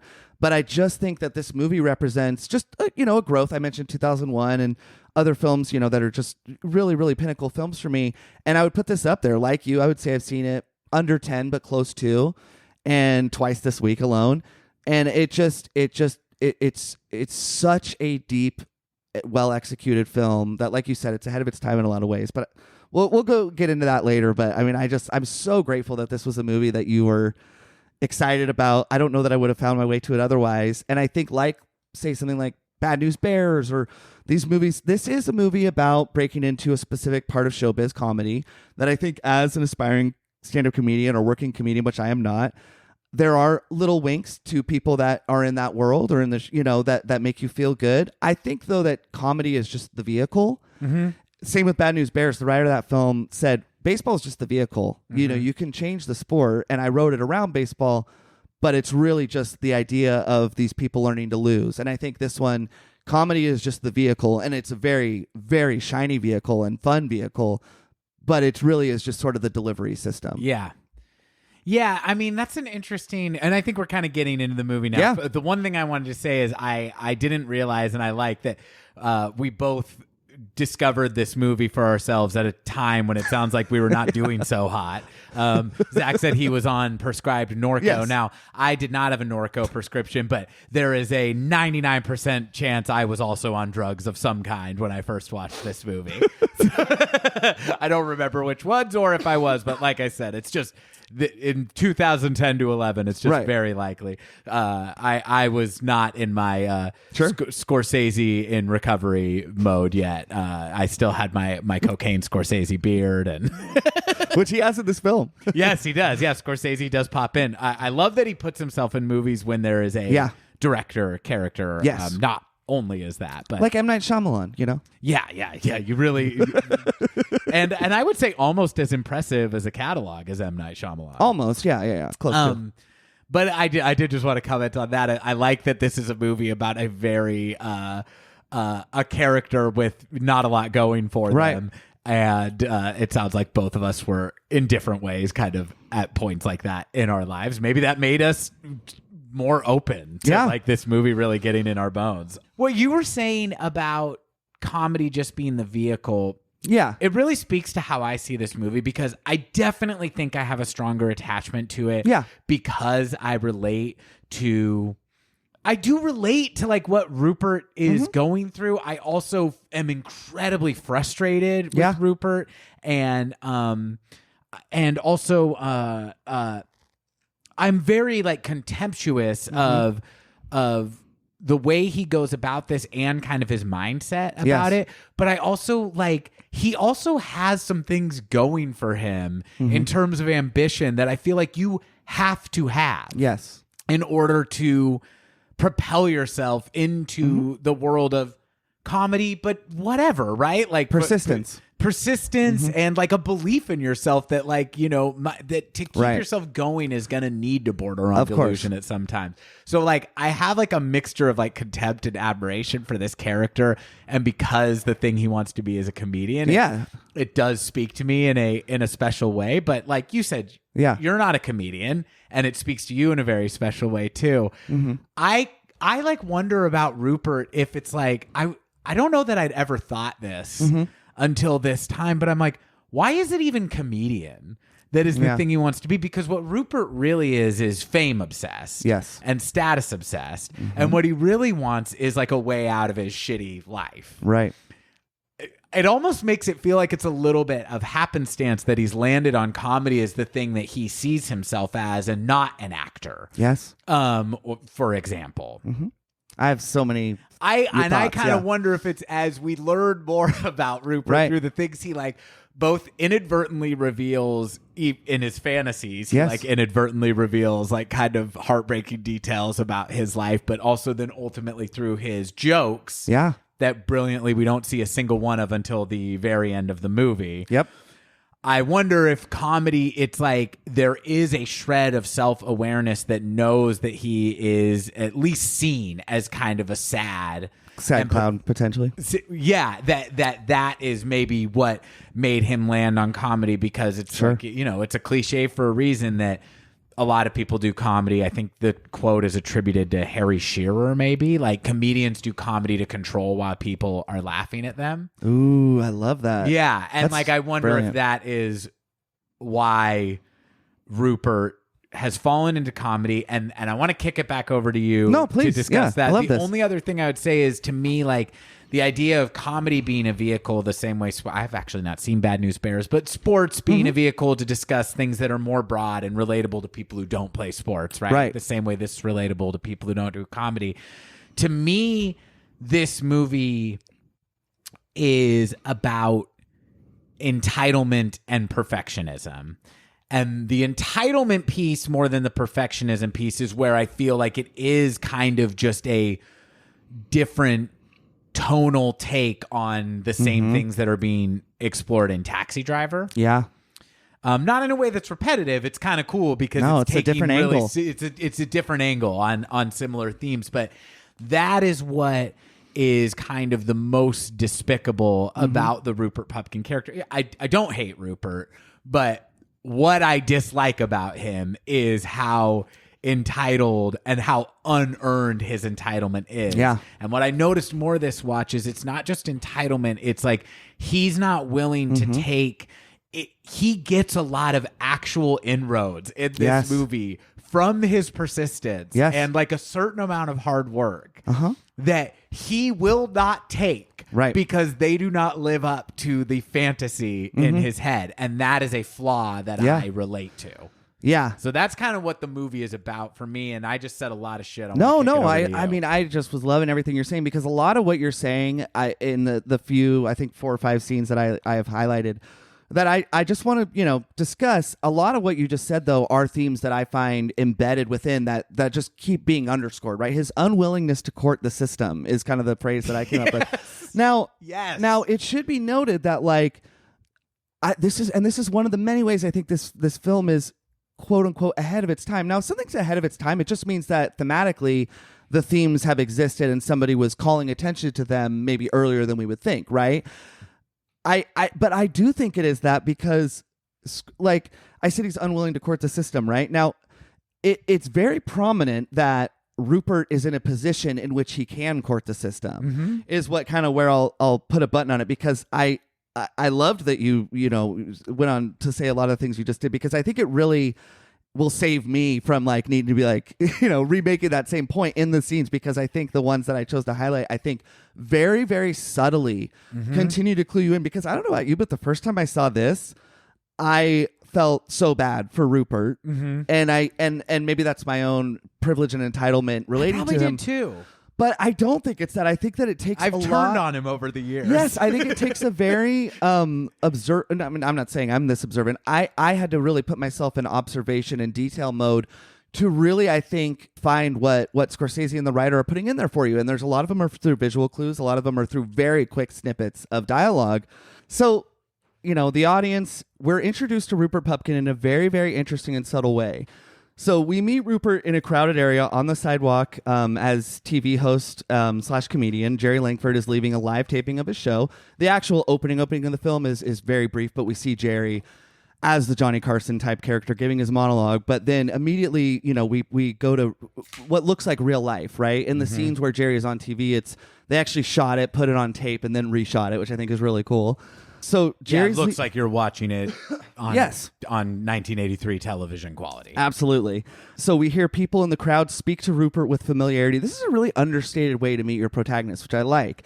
So we hear people in the crowd, just disparate voices, right, speak to Rupert with familiarity as if he is a regular in the crowd, but Rupert denies their familiarity and speaks to these voices with passive hostility. Yes. So you'll notice his very first line of the film, they say, "Hey, Rupert, here again." And he says, "It's not my life. It might be yours, but it's not mine." Sydney. He's talking to someone named Sydney. Oh, okay. Yeah, who's saying, "Hey, look who I got. Look what autograph I got." And then he says what you said, which is so funny.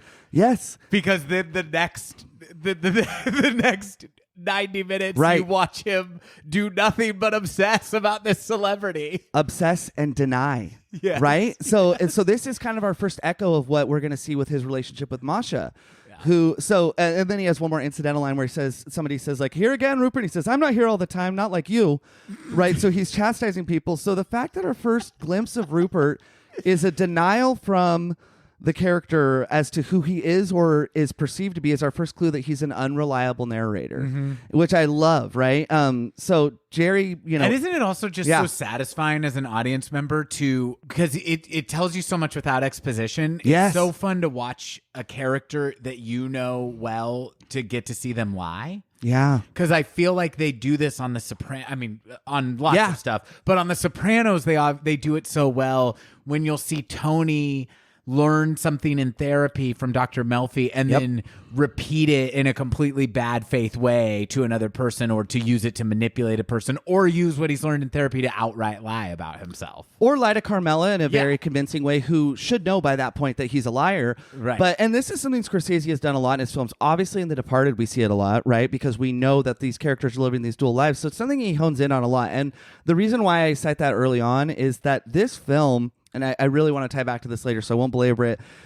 There's a total stylistic departure from what is before and after it, but its interconnectedness to what I think are just themes that Scorsese is obsessed with is tied to, say, a film like The Departed, which, if I didn't know, you could say they're completely different directors. Right. But just to zero back in on like what's happening in the scene, we're not going to go through this level of detail in everyone, of course, but I said that he's an unreliable narrator. Jerry exits the building and Scorsese employs a really, really subtle and cool technique of slowing time down to offer the audience a glimpse of what I think is supposed to be Rupert's POV.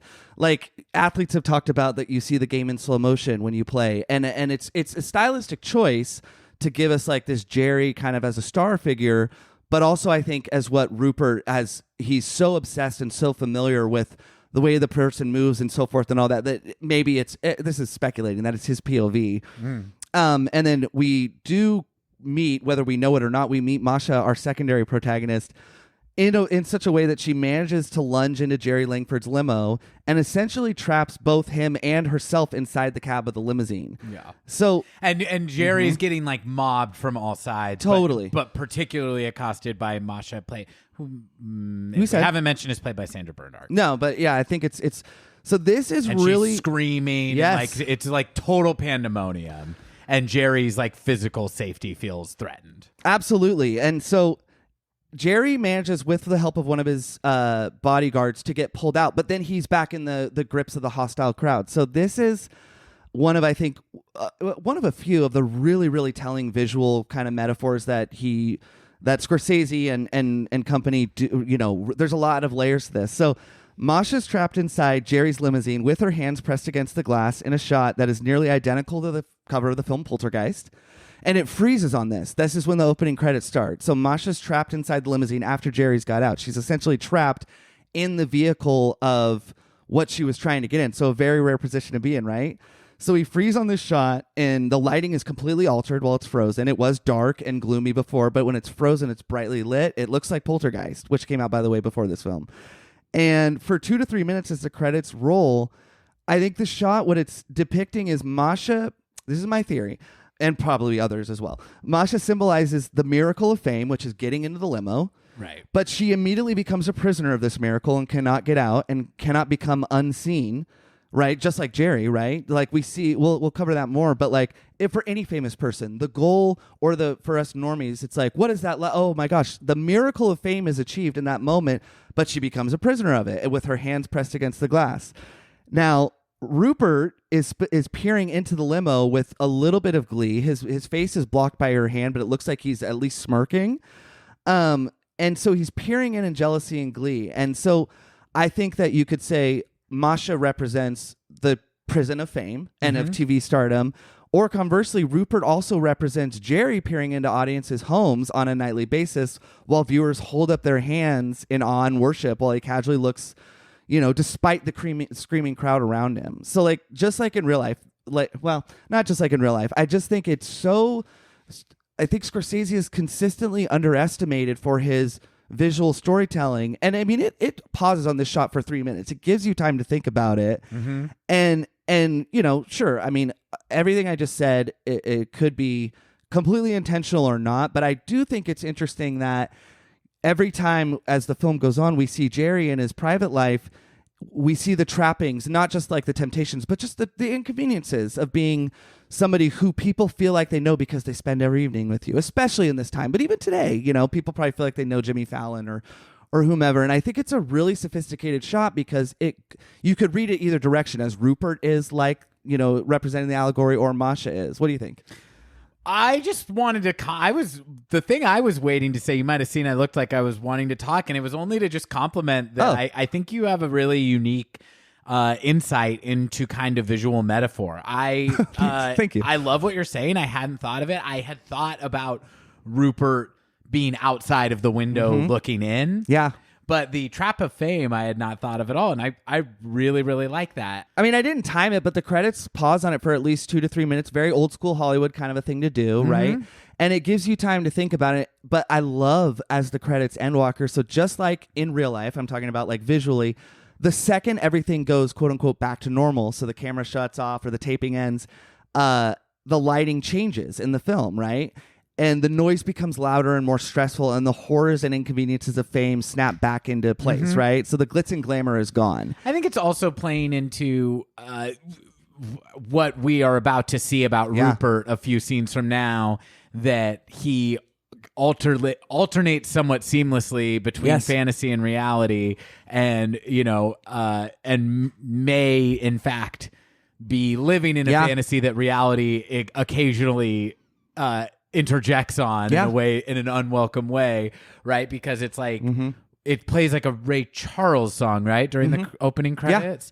So it's like this very like pretty during the still frame, right? The still shot. It's playing this very pretty song, and then, like you said, it's very abrupt and disorienting when it goes immediately back into everybody screaming, and, right? And Masha symbolizes too. I love that we don't see who the hands belong to, even though we know, but we don't know if this is a random or going to be a central character. She kind of symbolizes what Rupert does, which I'm still within the scene in my next notes, but. What is your plan? Like, you got in there into the miracle of the limousine. You're there. What was your plan afterwards? You don't really have one. And we see that Rupert does, but I just love it's really nice foreshadowing. But within this scene, Rupert rescues Jerry from the crowd and from Masha, and he does rescue him, but he's immediately extremely opportunistic about his good deed. You see him make the decision. Yes. All right. Yes. Yeah, he starts pushing people away from Jerry as if he is in his inner circle, and you see Jerry look at him in that moment too, with like a mixture of like, I need this to happen, but he cites him for what he is immediately, right? And it's underscored by the fact that Jerry, he helps Jerry into his limo safe from the crowd, but he ducks in really fast. And so this scene is such a great way to like kind of get to know our characters. But Jerry does give Rupert the time of day, even though he's essentially he's not he's being opportunistic, like I said, and it's a little over the line. But Jerry does, the thing Rupert does that makes me really uncomfortable that people I've met have, where they kind of blackmail you into like something that should be organic. So he says like, "Look, I got blood on my hand in helping you." So, but Jerry does go, "Okay, you're right," and so they drive away in his limo, and he gives Rupert the time of day, and it gives him what seems like kind of basic advice, but it's actually well-intentioned and good advice. And we'll get into, I know you'll have a lot to say on that, but the quote I love is so much. He says, "Okay, fine, I'll drive." Rupert's sales pitch is like, "You can drop me off anywhere." He does seem relatively harmless. And he says, I want to make it as a comic. I want to be featured, right? And Jerry takes a beat and he says, "I could tell you're nervous." So he has compassion on him, which is a very nice thing to do. Yes. And he says, "All right, this is going to sound cliche, but this business is not unlike any other business. You have to start at the bottom to work your way up." Yep. Right? And Rupert gives what seems like a well-executed elevator pitch, right? But he blames his age and misfortune on his lack of fame and notoriety. And I want to pause there because I have more notes on that, but I think that's really telling because Jerry is giving him the time of day in an uncomfortable, intimate situation. Rupert is always in people's bubble a little bit too much. And he lets that go, but it may seem like basic advice, but again, honing in on where I think this is really intentional, Rupert is in a position to put that practical advice to use. He doesn't have to break through any racial barriers. Yeah. He doesn't have to break through any poverty barriers. He has the time. We'll talk about that more as it goes on, but what do you think? I think that this scene really interestingly sets up Rupert looking a gift horse in the mouth over and over. And you were saying, it's interesting because you're like, what was his plan? His plan is to get, like, what he has rehearsed a million times in his head, in my opinion, is once I get in front of Jerry, he will see how brilliant and special and funny I am and put me on TV and make me famous. And anything short of that happening is unacceptable to Rupert to the point that I think he spends the rest of the movie operating as if That was the fantasy linchpin. version is what happened. Yeah. Right? And I love what you said because Jerry, it's like Jerry is treating him with more kindness than he deserves. Jerry doesn't like Jerry Lewis. This character is not Jerry Lewis, but Jerry Lewis is famously like a son of a bitch, like famously like not a nice man. Sure. I think that is played in a really interesting way. I think that perception is like played with in a really interesting way in the Jerry Langford character. Yeah. What I love about Jerry Lewis's performance and in his scenes with Rupert is more than anything, like he doesn't seem particularly warm. He doesn't seem particularly nice, but what he seems to me more than like a bastard is really tired. Yes. And he's really tired by Rupert in particular, but he's tired by fame in general and and a lot of Ruperts. Yes. But he is compassionate with him. He, like you said, he lets him collect himself. All right, take it easy. Take a breath. Also, but this is interesting too. I'm interrupting myself because this is also where Rupert is not completely inept. Right. Part of the reason he gets his moment with Jerry and Jerry doesn't go, fuck off, get the fuck out of my car, is he gives him very specific flattery too that you could tell Jerry is susceptible. He talks about how much he loves his comedy and stuff, and he goes, and Jerry at this point is like, up until this point, he's kind of just looking out the window, like waiting for this guy to fucking stop talking. And he goes, I love the way you didn't telegraph your punchlines. You didn't tell the audience where to laugh. And the way you underplayed your punchlines. And Jerry kind of like that penetrates. And he goes, you don't say, here's the punchline. You just say, he goes, you don't say, here's the punchline. You just do the punchline. Right. And then he starts to give Rupert some advice. Now, because Rupert has this long sob story and soliloquy as to why he is undiscovered, even though he's not ever played an open mic, essentially, for shorthand, I would say. Yes, but and that's the thing that I don't know if we know at this point. I'm convinced he's never done an open mic. I'm convinced I think it's very important, and it's in my notes, and we might as well get to it now. I think that the time that we see Rupert Pupkin do stand-up comedy on television, on the Jerry Langford show, is the first time he has ever stepped foot on a stage and performed stand-up comedy. But what I love, though, is that I do think that there is a dismissiveness to how Jerry is treating him, but it's a dismissiveness that puts the ball back in Rupert's court, where it's like, I am recognizing your ambition. Yep. That you have okay, fine, you're being opportunistic and it's a little creepy, but you're shooting your shot. Yep. And I'm recognizing that. I'm recognizing that you have some insight into like why you love my comedy and so why you love comedy. And I'm giving you, as you said, giving you the time of day. And I think that what it is it's like it's a kindness that is probably based on the assumption of I'll never see this guy again, but it is Rupert has achieved something with what he's done here, but then he immediately starts fucking it up by going too far. Right. After he's gotten he interrupts Jerry when Jerry is telling him how to start. If you don't mind, if I could just interrupt you real quickly. Yeah. I'm 34. Right. Like, so I can't do what you're saying. I need you to put me on. He doesn't say this, but it's like the implication is I need you to put me on TV now. Yeah. And then, as if Rodney Dangerfield, who got started, I think at like age 50 or something like that. Right. As if 34 is. Yeah, go ahead. Or as if the fucking entertainment industry owes you something because you didn't decide until 34 to start that you want to be a stand-up comic. And then when Jerry, when the car ride is over, he also then they've ended the conversation at like a good place where it's like, you have actually done something here. Jerry tells him you can he does give him an extra layer of potential. He gives him the business card of his producer and is like, call my office and you can talk to them about where you're performing and what you're doing, right? This is huge. And Rupert won't let him leave and go into his house and says, first of all, one of the funniest fucking things ever, which is, Jerry, I'm a little short on cash, but if you But if I you know. don't mind just appetizers, I'd love to take you out to dinner sometime.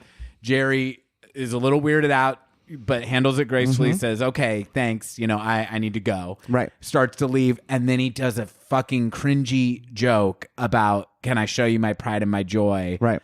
And shows him the pictures of the detergents, Pride and Joy. And in that moment, you see he's ruined Jerry's idea of maybe this is like an ambitious and funny young man who has something to say. Because before that, Jerry had clocked him as having potential, which we won't spoil it if he does or does not. But, to your point, Rupert is not totally inept, but Jerry says something like as if, somebody that people that have been in the biz a long time can clock from an actor or somebody. Whether he's right or wrong, it doesn't matter. But he says, I think once you get over the initial shyness. So he's telling Rupert, I think you have something. Whether he does or does not feel that is... But I love it, like you said, like he continues to ruin it. And I used the phrase courting the system earlier. I think just courting is a good way to put it. I don't want to say if I'm speaking from experience, but I think a lot of us have gotten it where it's like you get that shock of, so-and-so said I was cute. And it's easy to overdo it or in a sales context. Sometimes you got to know when to back off. Right, or when to take a yes, in a sale, right, and not continue selling. Stop selling. Yeah, exactly. And Rupert, he didn't net the sale, but he did in a sense, like you said. Like he's gotten the name of his secretary or who to ask for, rather, which is not available to the general public, just to submit his tape. So anyway, go ahead. No, that's it. I agree with. I mean, it's a. He ruined it. Hey, do you want to go out on a date with me? Are you sure? It's a huge victory. The fact that he has gotten an audience with his idol and that idol has gone, look, here's somebody at my office who you can call. Because it's like, what does he want? He wants, it's like Jerry Langford isn't going to watch your tape. Right. He's not going to give you pointers beyond what he's telling you right now. Right. He doesn't book the show. He's through his own merit or through like the, whether it's through the meritocracy of like show business or not, he's worked presumably his ass off to get to a point that he's somewhat insulated from freaks like Rupert, and he still gives him an in, and Rupert like won't take the fucking win. It's absolutely so funny. Yeah, it's amazing. I mean, it's so the next scene. This is the next scene in the movie, but it's important. Right. So immediately following, we're not going to talk about every single scene at this length, but anyway. So we go to Rupert's fantasy. Why don't you take us through that, Walker? Well, so the next scene, he's standing on the stairs of where they dropped Jerry off. Literally, it cuts to So he's the next scene is. And it becomes apparent very quickly that it's a fantasy. But this is, in the grammar of the movie, this is the first time you know that this is an element of the movie, that it's going to cut. Right. It doesn't telegraph it by like doing like going blurry or something like that. It's aggressive cutting, which I love. Yeah, it cuts right to this, but it's just, immediately. Both characters are different all of a sudden. De Niro's confident in a monochromatic suit. Yes. And Jerry is subservient. So, yeah. Yes. And so, or more or less. The next scene cuts to Rupert at lunch in a very fancy, expensive-looking restaurant with Jerry. And Jerry is begging Rupert to in this scene they're like at his wit's end. They're old friends. Yeah. They're show business chubs. And he is begging Rupert to fill in for him as host of the show for 6 weeks because Jerry, like, he can't do it anymore. And this fantasy is laugh out loud funny. This is like the first scene where I was like laughing out loud. Sure. It starts with the opening of the scene is Jerry, like I said, like he's like, he's sweating, got sweat on his brow, ice in his cup, so we don't know what he was drinking. Yeah, he's rubbing his temples, and Rupert is like very calm and like and high status, as you said, and he the power dynamic is flipped. Yeah, and he goes, Rupert, first of all, thank you for meeting me. Yeah. And Rupert takes a beat, and pauses, and goes, what are friends for, Jerry? Like, it's like, it is slightly inconvenient for Rupert to be meeting him. Did you notice Rupert's jewelry? No. So it's very prominent. Jerry Lewis, as old men in this era did, wears, like a beautiful pinky ring. Rupert has a beautiful pinky ring. So they have matching pinky rings. But I'm sure you have things that jump out of it. No, keep going. So, like, what's really funny to me about this scene is, here's what's important about this scene. Yeah. In this scene, it's a back and forth between Rupert and Jerry, with Rupert being begged to take over the show. I do think that, like, basically the assumption Rupert moves forward with is that the interaction that he had with Jerry is that he met his hero, Jerry Langford, and Jerry asked him to be on the show. That is like what drives the rest of the action of the character, I would say, through the rest of the movie. But what starts happening in the like language of the film is you're seeing this thing. It's becoming clear to you, if it's not clear right away as the audience, that this is too ridiculous to be real. And then it starts cutting to Rupert by himself in his bedroom acting this out and quoting it. And what I also think is funny is that I think the fantasies do get more outrageous from here. But if this one, it's Rupert can't quite keep kind of sad things about him from bleeding into the fantasy. And the way that's indicated here is he's playing both parts. He's playing both parts. He'll move to be Jerry and during laughter. Yes. Oh, also it sets up the super uncomfortable forced laughter that he does a ton in this movie. He does it, and I realized, like, oh, Scorsese's really good at this because it's in Cape Fear. De Niro does it, but also in Goodfellas. Henry Hill does it all the time too, and he'll have characters. He'll show that they're fucked up by having them laugh at like when they're doing violence, or or they're having to laugh to show that they're submissive. Or like to Joe Pesci in the scene, "You're a funny guy" scene. Anyway, so he's great at directing his actors to do uncomfortable, like not quite human laughter. But the sad detail or the sad thing that Rupert says that emerges is, how can I take over the show for 6 weeks? I can't even take over my life for 6 weeks. And then off camera, he's being interrupted by his mom, who he lives with, voiced by Martin Scorsese's mom, whose name I don't remember. Cecilia or something like that. Yeah, it's an Italian name, but his mom, who's cameoed in. And I mean, that's it. That's the scene, but it just sets up that he's living at least half the time, and I would say more than half the time as the movie goes on, he is living in a very fully fleshed out fantasy world. And it's interesting because we go from the steps where he dropped Jerry off to his fantasy, which is them in a restaurant, at minimum as equals. Then we see him acting out both parts. And again, I said this before, but I just think the way the scene is edited, and De Niro in particular, I was used to, at this point, Goodfellas De Niro, Casino, he's obviously less macho in Casino, but he's still in that mode. And Raging Bull De Niro, and to see De Niro, it is comedy, and it's the best version of the trope of "in a minute, ma," of the adult who lives in a basement. It seems like he's always yelling upward. We don't actually see that there are stairs because we'll talk to about. And we never later. See ma. No, we never see ma. But the basement is actually spectacularly Kubrickianly decorated. Right, it's beautiful. The set design of his room is amazing. Right, and we'll come back to how he thinks he lives in a minute, but. What's interesting is it is funny, but this is the first of a fantasy scene where we see him acting it out that borders on terrifying. Because he's disturbed. Unhinged. But unless we have anything else on this, I think, again, we're not going to go scene for scene. But directly after this scene, Rita, high on his interaction with Jerry, Rupert plucks up the courage to, air quotes around this, visit Rita. Now, we've not talked about her as a character yet.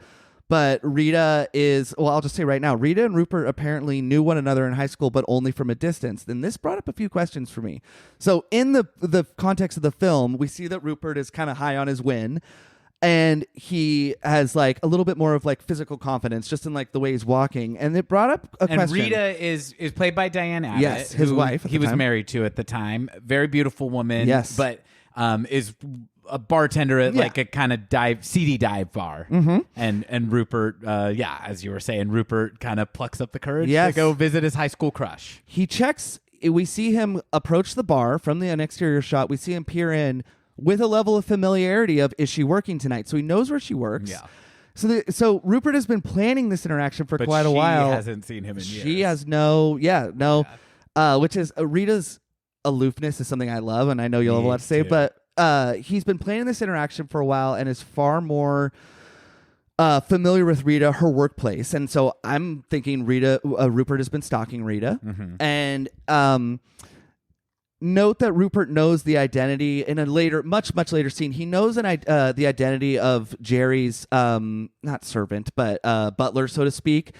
And he's right. So we see in a pre-internet era that Rupert is capable of learning things about people and details in their lives that no one should know, which is why I think he's been stalking her. And this is a movie where I love to create the backstories because I think it asks you to do that. Yeah.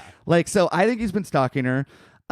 There's just one of a few things I want to highlight, but I love when he my favorite moments in the scene where he says, isn't that the great irony of life? Isn't that you wait so long to say all the things you could have said 15 to 20 years ago? Because he's asking her out on a date and she's giving him the time of day. And I love how unimpressed she is with this observation that you could tell he's built up in his head as something that will blow the mind of the recipient. Every conversation he has, he seems, right, except for maybe with Masha. It's pre-prepared. It's rehearsed. Right, and it's not a great observation. That's not the great irony of life. Yeah. And it's not, it's somebody who has studied people that do have great observational comedy and goes, oh, if I do that, but he's missing the meat on the bone, which is having a good observation. Anyway, so yeah, and missing the meat on the bone of also being able to read a room, which right, is surprisingly important for comedy. Absolutely, but if your experience was only ever in studying people that could read a room and then acting it out in your fucking head, and then trying to execute it, because Rupert has like decent precision. But he's always off the mark, like in this scene, right? Because it's not a great observation. That is something that we can all relate to. Oh, I wish I could go back. But like you said, though, she recognizes him from high school in passing. I get the sense maybe he was a class clown, not a very good one or something. But he sat next to the class clown, and I studied him.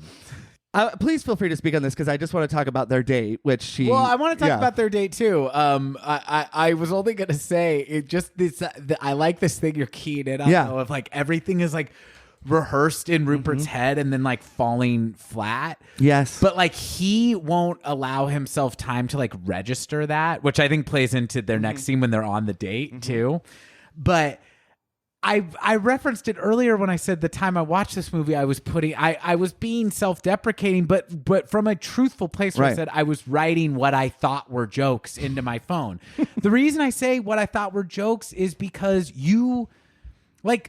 some people are really good at joke structure, or people who are really funny on like Twitter, for example, or something like that, and writing like one-liners. I'm not that kind of comic, so I was writing long monologues about observations about my life that once I was able to test some of those ideas in front of an audience, I found out, I can use like 5% of this. You're right. And it's because I think for most people, it's not until you take it out of your head and into the real world that you start to realize like, what am I not like? Why do they care? Right. What am I not communicating quickly enough? Or like, oh, they don't know shit about me. Right. I'm a stranger, right? But like everything in Rupert's head is built around the fantasy world that he lives in, and so none of it is landing. Right. With Rita. Right. Yeah. And Rita is a good representation of an audience because Rita is not dumb. She has more social awareness than Rupert does. She was voted. She's very beautiful, right? But she's like a good representation of a kind of person he would want to have conceivably at a show, right? And she's telling him directly in this scene and in the next one, she's not impressed by his great irony of life observation. He does ask her though, like, would you want to go out on a date, or what are you doing tonight? Even though she's working, and she's like, okay, she concedes, right? And so we go to the next scene. What does it cut in on, Zach? Well, when it cuts to their date, she is asking for a refill on her drink. Yes, and he's maniacally laughing. Yes, we don't see what he's laughing at, but he's doing the crazy forced laughter, which makes me think, and this comes up for me in other scenes too, I think he is, and I'm not trying to be too psychological thriller about it, but I'm like, I think Rupert is in the fantasy when he's even getting what he ostensibly wants. Like it's like he has his interaction with his hero, but it's not the fantasy. He fills in the gaps. He fills in the gaps, and Yeah. then it becomes, it's actually that Jerry like not only asked me to be on the show, but he asked me to like fill I'm in his for friend. his host. I'm his friend. Right. He's coming to me. Right. And I think it's like, oh my God, I'm on my date with the prom queen or Right. whatever, but it's like, but he's doing the fake maniacal laughter because it's like she's actually tired getting another like stiff drink to like, kind of deal with this loser. And when he becomes intermittently frustrated with her on the date, I feel like it's because she's piercing the veil of the fantasy with the reality of how it's going. No, absolutely. I mean, that is such stellar analysis that I hadn't thought of it. Yeah, where it's like, because you're not in Rupert's POV in this scene, right? You're external. And so is Maury. It's clearly real life. Maury from Goodfellas, the date too. is shitty. Yeah, did you see Maury, the wig guy from Goodfellas? No. Yeah, he walks by and then he's the person kind of in the background. Oh, I didn't catch that. Yeah, but keeping with Rupert's sort of like opportunistic and disobedient rules of courtship that we've established, Rupert has a very disturbing line that I've never caught before these the watches of this week. He has this talent registry, right? That is something that is like more old school, but he uses it as like an autograph book to brag, and it's clearly forged. And she catches this, and he says, "Give me your favorite actress name," and she says Marilyn Monroe. And this line is really weird and disturbing. He says, "She did have a real gift for comedy. She died tragically alone, like many of the world's most beautiful women. I don't want to see that happening to you."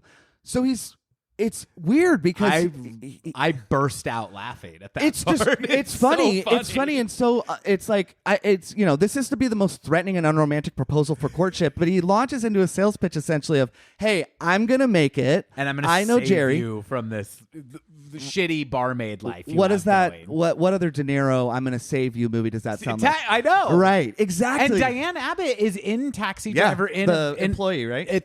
She works at the porn theater that he goes to. And won't give him the time of day. Won't give him the time of day. And I feel like he has a more hostile version of this same kind of pitch there, which is like, you're the chick working at the porn fucking theater. Like, oh, you won't go out with me? I'm a nice, good guy. Right. It's more overtly hostile in Taxi Driver, but it's where you see like that he's woefully inept with connecting with human beings and women in particular, and that's coming out as hostility. Right. But in this it's less overtly hostile and more condescension. I don't get you when she says no and says he's crazy. Yeah, it's because he's already punched his ticket to fame. It's like it's not I'm a nice guy, it's I'm going to save you. You need saving, and you need saving from me. Yes, and I'm gonna be your savior. Which is the last thing that Rita needs, I gotta say. She doesn't seem like she's particularly happy, but she needs Rupert like she needs a second asshole. Yeah, and she's independent. Seemingly, we don't see, but we actually we do. We know that she lives on her own. Yeah, that's very. So it's just interesting because it's a pattern with lady. Rupert. But he lives with his mother though. Right. Yeah. He's so status obsessed that the fact that she was voted most beautiful at high school and now she's just a working lady is like, oh, how pathetic and sad. I'll save her. It's so demeaning. Him. And I think that what the line, it is hilarious, but where he says that it's threatening. I don't want to see that happen to you. Of die tragically. So if you don't take me up on this to be my queen. And how is it that she would die tragically? So I think that Rupert is... And the way when he says that, though, there's like this awkward beat between them where she doesn't... She's not like speechless. Right. Because I don't think she's threatened ever by Rupert. I think that if Rupert were to ever attack her, which I do think in the future could happen, I think that Rupert is a few steps... I think Masha, who we'll talk about in a minute, is a year ahead of Rupert. Yeah. She's had to resort to hostility. Yes. I think that Masha is like more dangerous, right? Rupert. But I think it's just through more experience. So I think that Rupert, that sounds like a weird Ted Bundy line or something. His lines are always trying to blackmail people into inorganic things. But I know that there's a particular part of this date, though.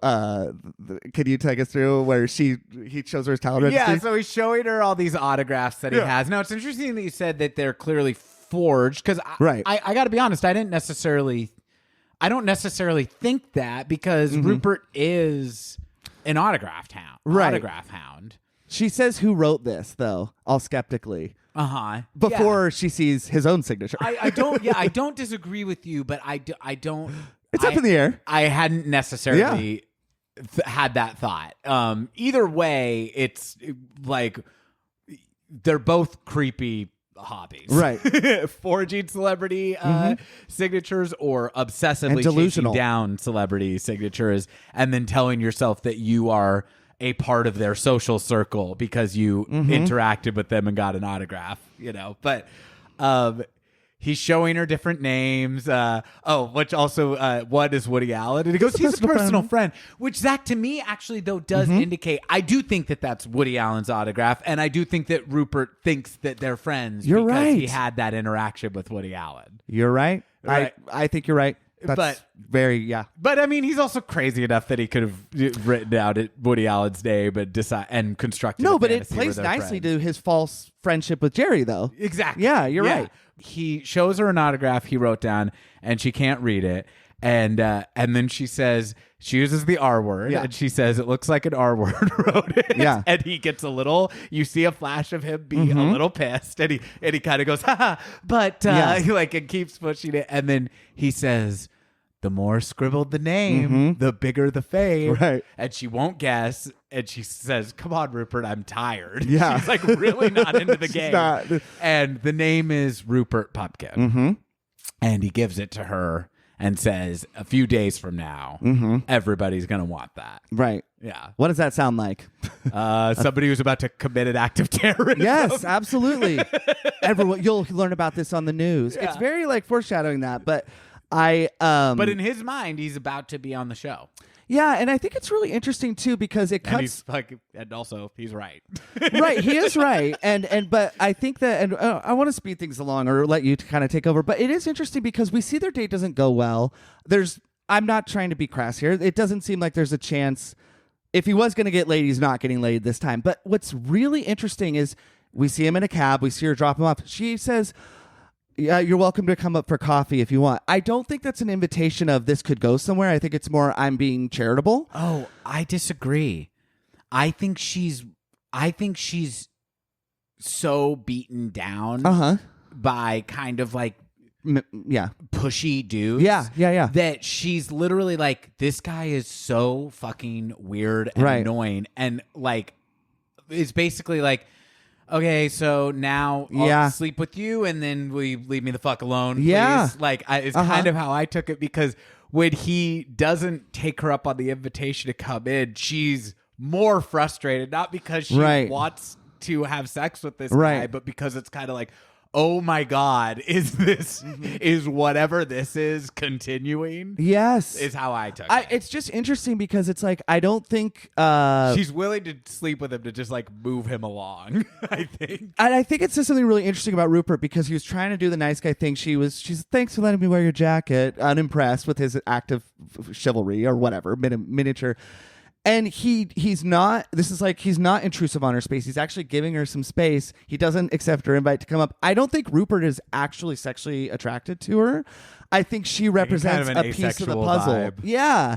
Of like, I gotta have my queen or whatever. It's all status. It's all status. Yeah, it's really interesting. And so I just think that interaction is really funny telling too, because it shows such a stunted developmental perspective on it, that to him, the status of what's the best kind of woman you can have is the woman who was voted most beautiful in high school. It says a lot too about like where Rupert stopped developing. Well, that's really interesting because Rupert does remind me of, and I want to be really, really careful the way I frame this, but I think this is as good a time as any, is an observation I clocked that I think other movies have given us this character. Are you about to diagnose him? No, okay. I mean, I do think that De Niro is playing it like what we would now call as slightly on the spectrum. That's why it's a spectrum. Sure, yeah. But more than that, there's an archetype of a person that didn't go to college, essentially. And they think that and this fits in with Rupert's whole everything, by having a briefcase and wearing a suit and being pushy and learning like some of the rules of business, not all of them. And college does not teach you intelligence or the rules of business, but it does give a lot of people, including myself, some intangibles.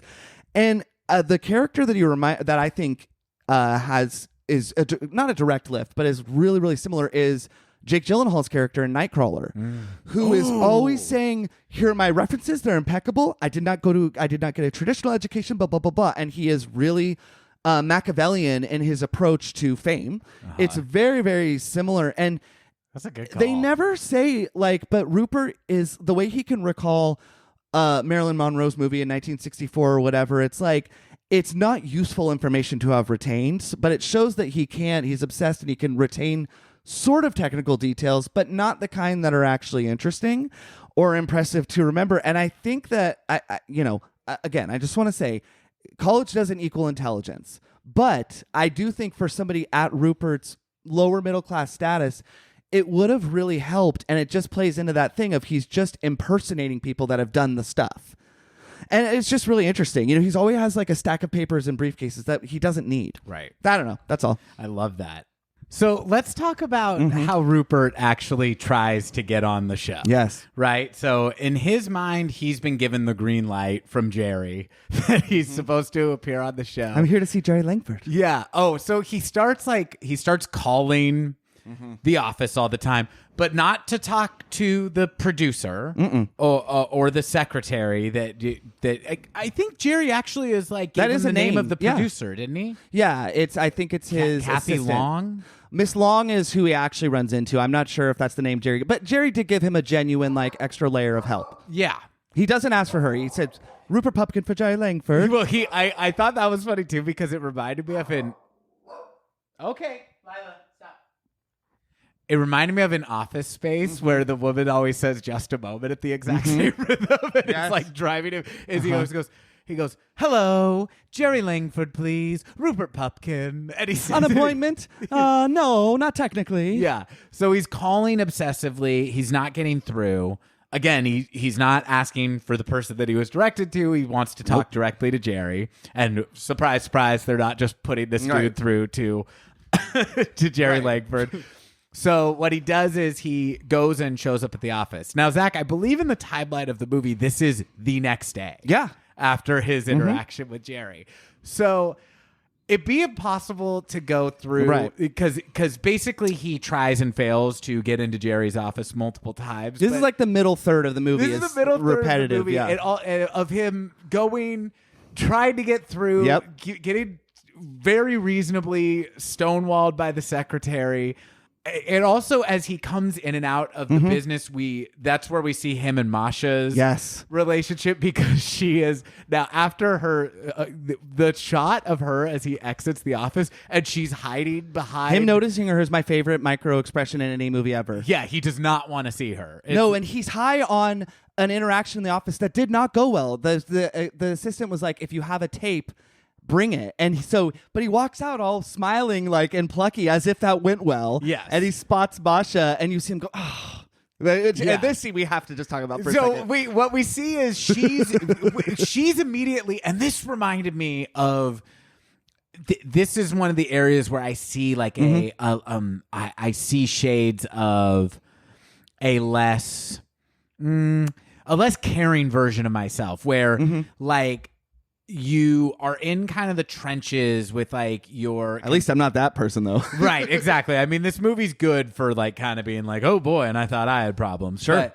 But I like totally understand that their dynamic is like when one of them perceives the other one is getting something related to Jerry, which is what they're both... their shared goal seems to be more than being a comedian is like getting Jerry. Right.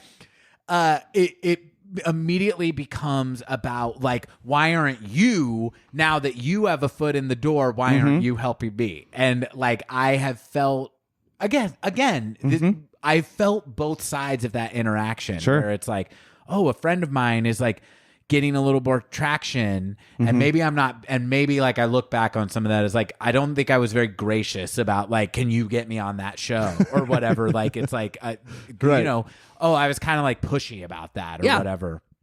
But I had to be. And you've also like felt like, you know, when you are, I'm on a show that like I work with a show sometimes in San Francisco that's a good show. I do not book the show. And the amount of people who I didn't know I was friends with who constantly hit me up about this show. Right. It's, you know, exhausting and it's kind of off-putting. I also get it because what else are you gonna we all have to be a little Rupert to get somewhere. You have to be like, it's embarrassing to push and advocate for myself, but who the fuck else is going to do it but me?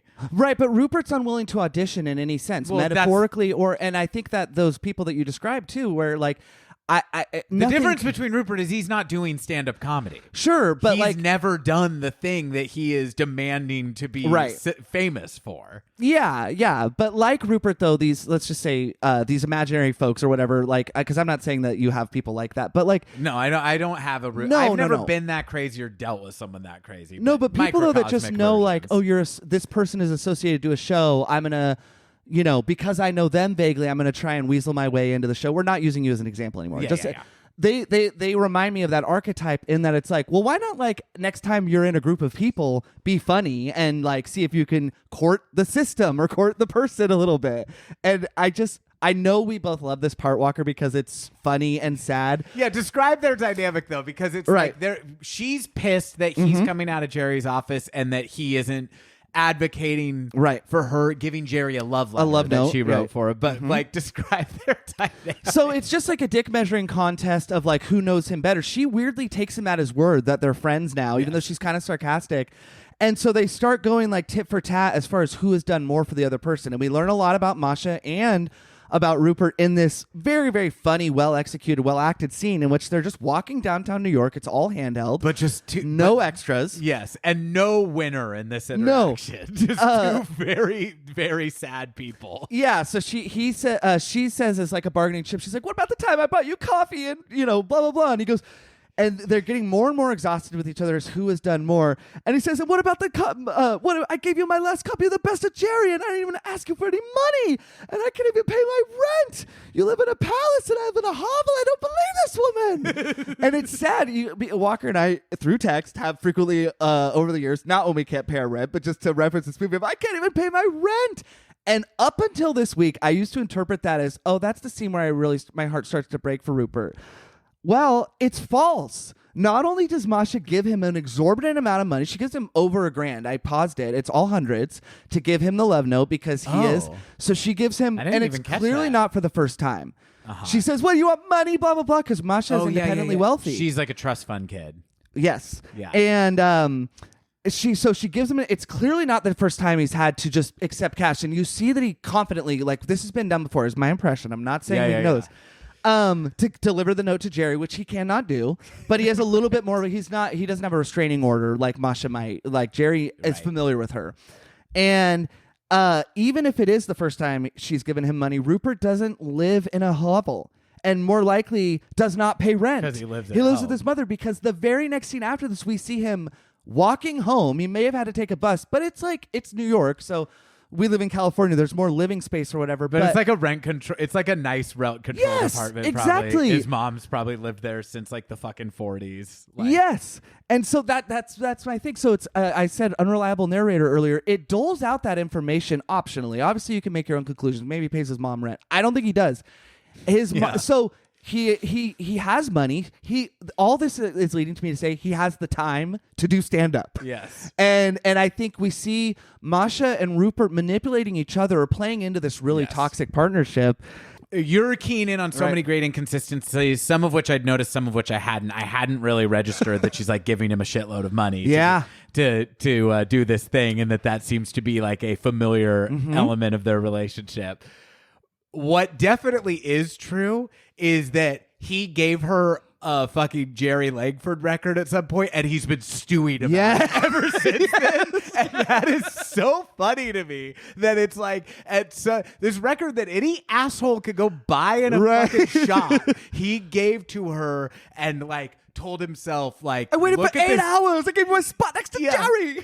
Like, look at this magnanimous thing that I'm doing. That, as you said, everything is fucking emotional blackmail with this guy. Yeah. And these two people hate each other. Yes. And are, as you said, it's a marriage of convenience. And the convenience is we both gotta pool our resources to get to Jerry. And it's so fun. And it's not just a dick measuring contest about who has done more for the other one vis-a-vis Rupert and Masha. It's also throughout the movie, they are in a nonstop dick measuring contest about who loves Jerry more. Or who's crazier. Yes. He's like, oh, because you communicate with Jerry soft. She goes, well, we're in kind of a tough place communication-wise. You're in a rough patch. Yeah. So they're consciously crazy. Yes. The only person who he feels he's in any position to like talk down to ever is Masha. Well, and also Rita. Yes. Actually. Yeah. But man, it is so funny like how much they hate each other. I know. Zero sexual tension between these seemingly young, good-looking people. Yes. They're like not brother and sister. I don't know. It's great. But okay, so in terms of the narrative of the movie, that's the other thing that's very beautifully woven into. But it's like we're gonna truncate how many times he tries to get in to Jerry's office. It goes from bad to worse. It goes from bad to worse, kind of. Yeah. Again, he sells past the clothes because what happens is his persistence nets him a face-to-face meeting with the producer of the Jerry Langford show, who, like Jerry before, gives him way more of the time of day. Do you think she actually listened to his tape? That's what you're talking about, right, Miss Long? Yes. Yeah.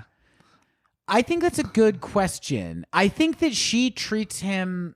I think she is knowingly treating him with kid gloves. I think she's aware that he could become dangerous. Could be unstable. Yeah.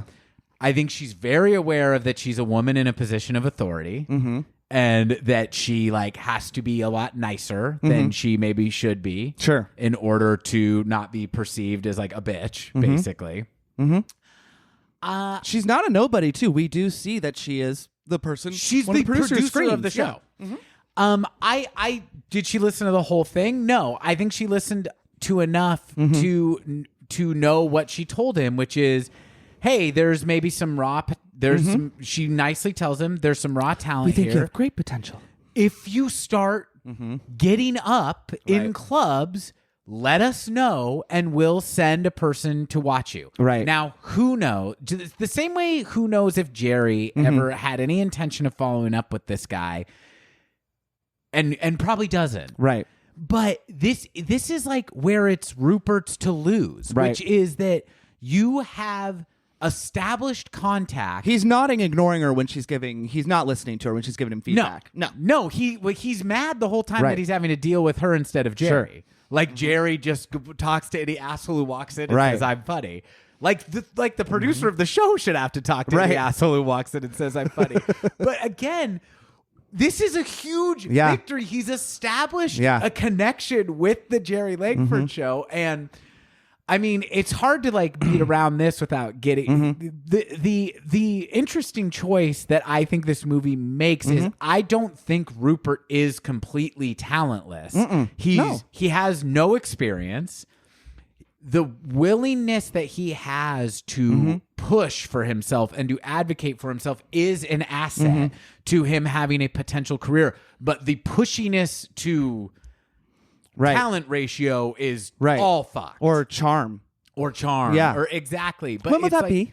He keeps getting his foot in the door through like his sheer persistence, but then he has nothing to back it up. Right. Because he's never fucking performed stand-up comedy, and he's a prick who won't accept anything less than a career handed to him on a silver platter. Yeah. Oh, I love it. I mean, I think that she did listen to it, whether or not she listened to the whole thing. I think she did listen to it because her feedback is my feedback on his act that we eventually see. Yes. She goes, some of the one-liners, for instance. And this is where Rupert is such a tool. He says, oh, you don't like them? Which ones don't you like? And I'll cut them. In this instance, he should take the feedback and go and ruminate and go perform it. But he's willing to butcher his artistic statement if depending on what the person in charge says. And I don't know. I just think that's really interesting. The thing is about Rupert, and the reason this movie is such like an instructive movie for, I think, anybody who wants to do anything, especially comedy, but it's just like, if Rupert transferred, I don't know, if he kept 30% of the amount of work ethic he is putting into like bothering gatekeepers, which are a thing, and are a troubling aspect to trying to fucking break into comedy because they don't always know what they're talking about. They don't always see talented people for who they are. Like, I don't know a single person at varying success levels who hasn't been told no by somebody who doesn't get what they're doing. Right. You know, who's a gatekeeper maybe to somebody who may have told you, yes, you're funny. Yeah, exactly. Sure, yeah. Exactly. But if he like kept 30% of the amount of work he's putting into knocking on those doors and transferred the other 70 to his act and to getting on stage, especially just in the being a stand-up comic at this time. This is when it was great time, absolutely right? booming. Yeah. Your first open mic could be at like the Comedy Cellar. Sure. And you could be performing in front of somebody who can book you every night of the week if they like you. All that to say, Rupert is cringy and unself-aware and deluded, but those are not necessarily factors that mean he can't make it in comedy if he just worked a little bit. Like, you have to have blinding ambition to a degree. But so he strikes out because he goes from bad to worse. He makes it more and more uncomfortable. And so eventually Masha challenges him after he's had plenty of courage and assertiveness. She says, be assertive. So be crazy. Yeah. So he goes back in after the security guard has thrown him out. And the reason why I want to highlight this is he bypasses reception. Yes. And he goes right into the back and he says a thing that we hear crazy people say all the time. He says to the receptionist, you're putting your job on the line, lady. Yeah, it's his Karen moment. Yes. The reason why I just want to highlight on this, because we do need to go a little bit at a higher clip, though, is because this is where one of the visual shots Joker steals directly. When he's running, a security is chasing him. The producer spots him again in the back, and she goes, Mr. Pumpkin, what are you doing? Yeah. And then we see security chasing him. He goes down a one-way hall one direction, then a one-way hall a different direction. We don't know how he's evaded the security chasing him. That is the closing shot of Joker. And it's a very, like, there's a lot of, I can see the silent film thing and like that. It's like very Chaplin-y. Yeah. Like, because there's no dialogue and you see the chase, but only revealed through this one very narrow door of perception where you see him run by and then nothing, and then the security run by and him run back the other direction. Yes. There's, like I said, I love every scene of this movie. Totally. There's a couple things, though, in this whole saga of trying to get into the office that we have to talk about. So, like, some running gags are kind of established here. So, first of all, I wanted to say the way the visual language of the movie, the way Scorsese makes the lobby of the office is so beautiful, glamorous and stylish, and you keep seeing him be stopped at the threshold of the actual office, and then like people go back there, which is the way places like that look too. Yes, yeah, and it imbues it with so much like mystery, Wizard of Oz, and it exactly. Yeah. But then when he finally just storms his way in there, it's normal ass office. It's tan, it's cubicles, and it's just a bunch of people fucking working. Yep. I loved that. This also sets up, I think it happens earlier in the movie, maybe, but there's a running joke in this movie of people fucking up Rupert Pupkin's name. Zach, I wrote down all the different things he's called. Would you like to hear them? Yeah. So multiple times he's referred to as Rupert Pumpkin, Rupert Pipkin, Rupert Potkin, and then finally Rupert Pubnick, which is at that point it's so like obscured. We have to talk about what's on the tape, because we see him make the tape. We don't hear his jokes, but we do. But before that, I did also just want to say, and this might be hard to get across on a podcast, when he is told, like, hey, you should just leave. They're not going to get to you today. And he says, I'll just wait. The physical comedy De Niro does while waiting, where it's this very performative, like looking around. Is that stealing cork? Yeah. Yes. And then he asks another dumb incidental question, but he gets cut off by the phone ringing, and the secretary has to do her job. Yes. And then when he leaves, to the secretary, says, nice talking to you. Yeah. And she's about, like the material of the ceiling. Right. But we see him make the tape that he's supposed to get, which again, the fact that he is able to hand the tape of his comedy, the fact to that the he producer, didn't have one, and then gets two, but it's huge. This is a huge opportunity. So I wrote down, we watch him again. We've hinted at it enough. You don't see Rupert do stand up until he gets on the show because of a threat of violence to the kidnapped Jerry Langford, and you see his whole set at that point.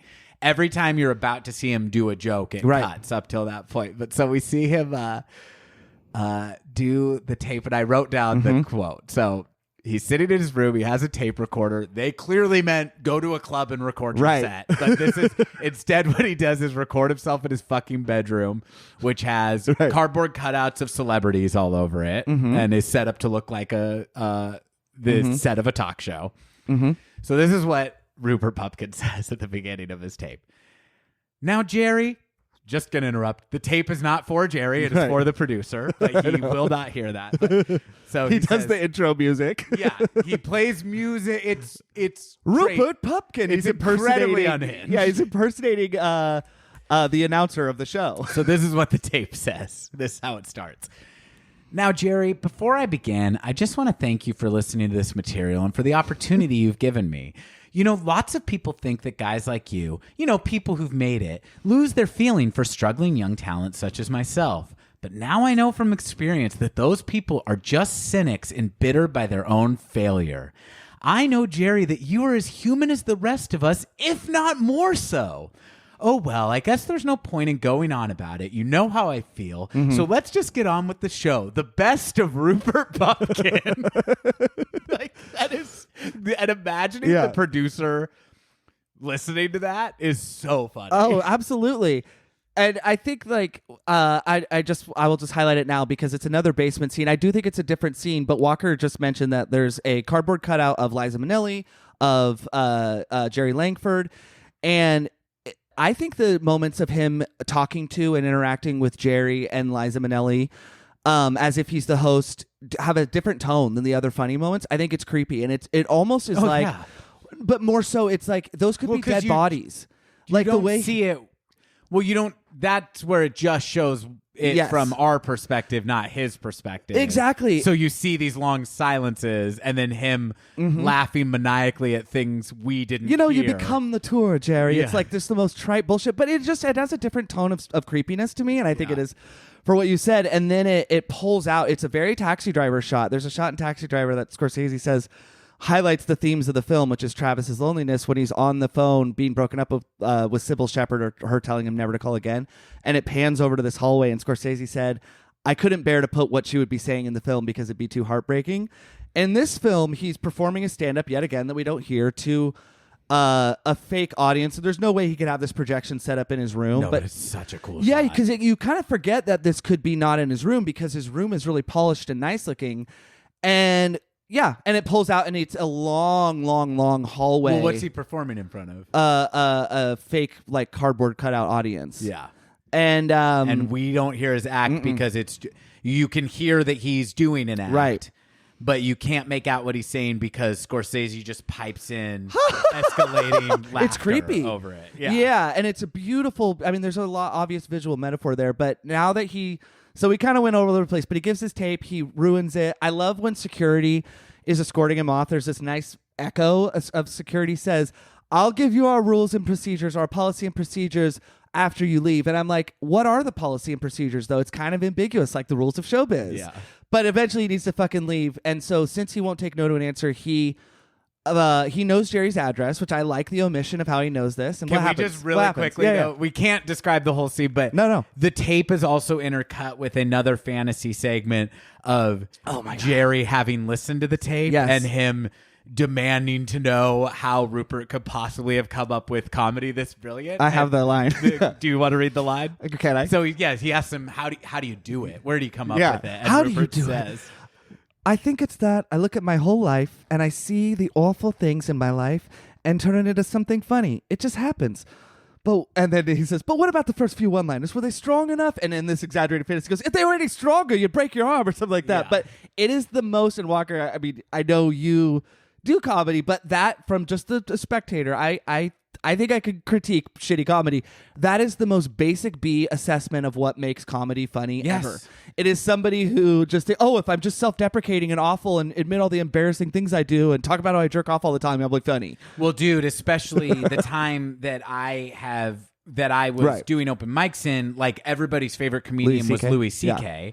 And Louis C.K., incredibly funny comic, and doing really like harsh. Really harsh and really self-flagellating material a lot of the time about like. But he built this persona into people's minds. Exactly. And it became like the just like you said, Yeah. the new hack of the 2010s was just like, oh, I just go up there and say what a piece of shit I am. And I read comics and come on myself. Yes, and being vulnerable, Right. talking about shitty stuff in your life, it's great fodder for material. But what Rupert would learn that just going up and saying everything about his life that's sad, Right. isn't in itself a good act. Right. If he just hit the clubs a few times, Right. And we'll talk about it, but it's I'm curious what you think Rupert's best joke is. Sure. I have mine, but would I think his worst jokes are the one in terms I'm talking about on their merits as jokes. His worst ones are the ones that go the most into his tragic childhood. If that shit's even true, it's up for debate if that stuff's even true or not. But like, I mean, a lot of stuff happens. Right. There's a point that Rupert takes Rita. They show up to Jerry's house uninvited. She thinks they're supposed to be there. I mean, he just doesn't you feel like the movie reaches its breaking point of uncomfortability though, and then pivots back into funny? Yes, Yeah. he's reaching. Like Rupert, I think becomes simultaneously more and more desperate, and also more and more convinced that Jerry told him. Like, I think as they're going up to see Jerry, Right. he thinks that the fantasy he had where Jerry invited him to come, he doesn't seem nervous at all. It's only once they get there and Rita is starting to get comfortable that you can see him starting to realize, oh, we're not supposed to be here. I could be in a lot of trouble. Yeah. And he also now thinks he is part of Jerry's circle at high, and he's being a real dick to Rita because he's now embarrassed of her. That she's like working class. He thinks he's one of Jerry's friends. Yeah. He finally promises to work hard, though, for the first time in the entire movie because Jerry's had it up to here with this person stalking him. He says, I could get you arrested. But it is crucial. Rupert says, and you know what, Jerry? I'm going to work twice as hard. Whatever the line 50 times harder. 50 times harder. It's the first time we've actually seen him, sincere or not, say that. Yes, but what does he mean, Zach? Because I wrote I'm going to commit crimes. This is a pivotal moment because this is the thing where I empathize with Rupert. Not, these are perfectly justified consequences to his actions. His stalking, his showing up at the house, his not listening to the producer. But I know the feeling of fuck this guy. Right. I know I'm funny. I know I'm good. Don't you remember when you were... Yeah. I'm driven. Right. But you know what? If you're not going to give it to me, then I'm going to have to work harder. But he doesn't mean on his comedy. No. So what does he mean?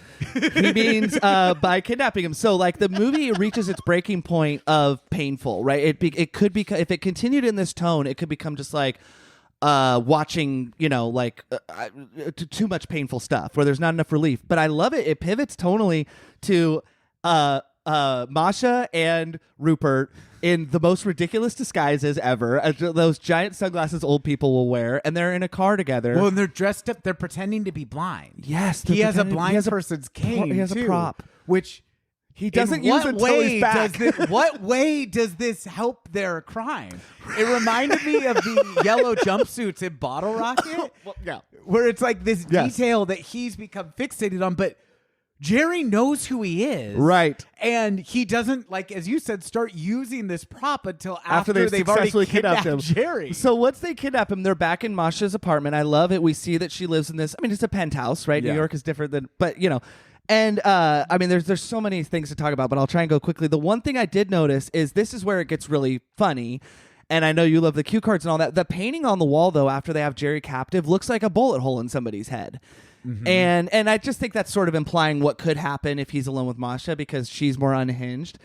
But they essentially just take turns abusing him. Yeah. Now that they have him, Masha has this weird... And they're fighting with each other about like whose turn is it with Jerry. Basically. Right. And we see her thing is really kind of sick and twisted. She's putting this horribly made sweater she's trying to knit for him on him. And that this is one of the higher comedic moments. And I feel like this whole back and forth is very Wes Anderson-y. I mean, you said Bottle Rocket, but just the fixation on a prop and tape. And it also feels very Coen Brothers. It's very darkly humorous. It's all very Fargo. It's funny that but I agree with you. It's all super funny. Yeah. And she's Disturbed. like, I mean, they're both so fucking crazy. Yeah. But She's I more, agree though. with you that she seems more dangerous. Yep. I don't know if she's crazier than him, but she seems more like there seems like more of a potential for violence from her. Yeah. And Rupert is so frustrated that she's using like his Jerry time with putting the sweater on him. He wants to abuse him about not listening to his act. Yes. And when she's going, doesn't it look great on him? And he's going, yeah. Okay, can we hurry it up, please? And he's getting We find out later that it was 45 minutes of that. Yeah, he claims. Yeah. But I thought that, you know what, the dynamic with him leaving Jerry with her is, because I feel like I agree with you that Have fun. I agree with you that Rupert has like a future potential for Yeah. violence, but I do think he's, in terms of like physical threat, he's more or less harmless. He's not violent. And I feel it reminded me of the cop getting left with Mr. Blonde in Reservoir Oh, Dogs. yeah. Where, or like kind of a good cop to reverse it from gangster to cop. It's like a good cop, bad cop where Rupert's kind of like, look, I don't want to hurt you. Right. But my partner wants to beat the shit out of you. It's totally that. It's like, I'm really worried for Jerry once he gets left alone with Masha. Yeah, which he does. So because like we see him start to put his knowledge to good use of how standards and practices. So he gets on the show, right? He has Jerry make the call to tell them that he's been kidnapped so that he can be slotted in on tonight's show to do his act, right? Yep. And it's intercut with Masha, you know. And he's also giving himself up. It's like once I am on the show and I've watched it air. Right. Very That's bottle very rocket important too. to him. Once I have gotten to watch it air, right, like then you take me to jail, like, and I'll tell you where Jerry is. Yeah, like, and that's intercut with some I wouldn't say disturbing, but with some scenes of Masha disclosing some details that like she wants. It's the only scene I've ever seen in a movie where it feels like the roles are reversed. A woman is going to assault this man. Whether or not she can it doesn't matter. But she's saying lines that you typically see out of like a male assault protagonist. You know, it's just really interesting dynamic. And I think that speaks to how good of an actor she is. She has one very, very important line. It feels improvised. She says, I want to be crazy. I want to be black. Yes. Which we know Masha's independently wealthy. She's yelled at street scum like Travis Bickle would do earlier in the film. And I think Street scum played by members of the Clash. Very exactly, fun. Yes. But I think it's interesting. It feels improv, but it also gives you insight into, especially at that time, but I'm sure today, sadly too, of what are crazy people black, because she's in this elevated status. We can cut that if that's too much. I just think it's noteworthy. It's gives you can learn a lot about her really quickly. Well, and I think it also speaks to just like her like lack of any sort of identity for herself too. So it's like, you know, because she says, I want to be like Tina Turner. Yes, So I think it's there's I mean, it's like a what we now call like appropriation, right? Cultural appropriation of this is like just this thing I can try on to be like wild and crazy and sexual. Yeah. But it also is just like, this is such a empty person in terms of like any of their own sense of self or like personal fulfillment, you know? Yeah, and it's weird because she has a sexual attraction to Jerry, but she discloses too that her parents never said they loved her, and then she hones in on some other aspect with her dad. We can't go beat by beat, but Rupert, he manages to pull this off and gets and performs his act, and yeah, I think. Any thoughts on you want to say on his act? Yeah, I mean, I think that this is kind of the most important thing in the movie. The reason I brought up Joker before is, to me, one of the things that made Joker so profoundly uninteresting is you talked about how the farcical nature of their kidnapping is like, let's some of the tension out and some of the relief of like what could be like an oppressively sad, kind of morbid, dreary movie. Yeah. And Joker never let up for me. It was just like total misery porn. But he's like a Rupert Pupkin-esque character in that he is a deluded stand-up comedian. But we get to meet his mother and see their interactions instead of just hearing at, Yeah. Yes. But to me, something that would have been so much more interesting is if he had any modicum of talent. Sure. But it's just in another way that the movie is completely oppressive, Joker, is he's horrifically unfunny. Right. And everything he's saying is like, barely Now I registers. feel bad for him. Right. Rupert gets on the show. Uh-huh. And I mean, I feel like the first time you're watching this movie, you are like dying of curiosity And relief because, of like what his act is going to be like. Sure. And I would say that I think you said this. Mm-hmm. It's exactly what the producer described. Mm-hmm. There's some jokes in there. It's kind of more uncomfortable than it is funny for stretches of it, but he like understands comedic timing. Yep. He understands something about joke They're structure. cheap jokes. It's a little cheesy, and if he had any willingness whatsoever to work on this craft, he might get somewhere with it. Yeah. He might not, but he might.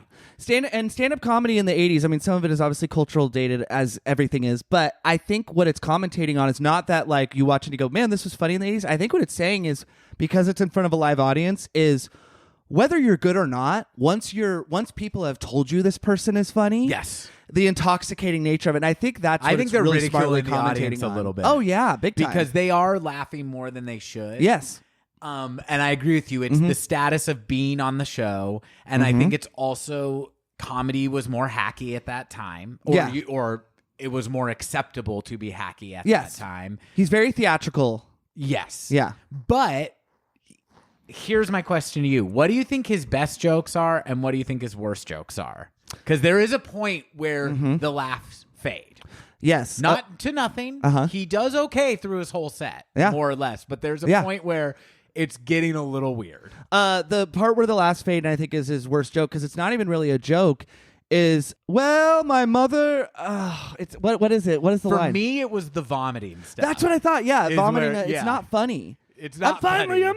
a man. Yeah. Yeah. He tells this it's this very long-winded anecdotal bit about like he alternatively like describes his Both parents are alcoholics. childhood of alcoholic parents. Dad's not around. Right. Mom's a drunk, and he does a long bit about seeing his parents throw up so much that he thought it was like a sign of maturity. And that bit is long and weird and sad and uncomfortable, Right. and not funny enough to be as uncomfortable as it is. And that's where I noticed the laughs start to dip. His best joke to me, you're right. And his best joke to me is the one that is actually true about kidnapping Jerry Langford. And I don't know if it's if it's his best joke, but you can hear the earnestness of the laughters. They feel more real. And I don't know if I'm adding this or not. De Niro's so fucking good in this movie. It's so amazing because everything has been rehearsed to a T. Yeah. Like John Doe.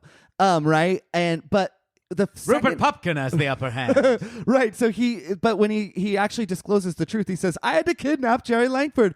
Everybody laughs and he gets a little surprised for the first time in his act, right? Because he thought he was, so it's great. You're right. Zach, I noticed too that was the only, because he's so rehearsed in his movements and delivery. Yes. And everything he's doing is so inorganic. Yep. Which is the other sure sign of a beginner is that it's like, but who's been practicing their whole life? yes, but like in the first few years of comedy, Right. like I remember like being like getting my 5 minutes together or whatever. None of it is anything I would probably like be proud of or do now. But like it's like these jokes work. Right. These are the things I can say without bombing. Yeah. Right? And it's like you fucking struggle like hell to cobble that together. And then it's like, oh, now I have that. Right. So now when I'm in front of a microphone or maybe I was about a year in from doing open mics that I started getting occasionally booked on shows. Sure. So it was actually like, this is my 10 minutes.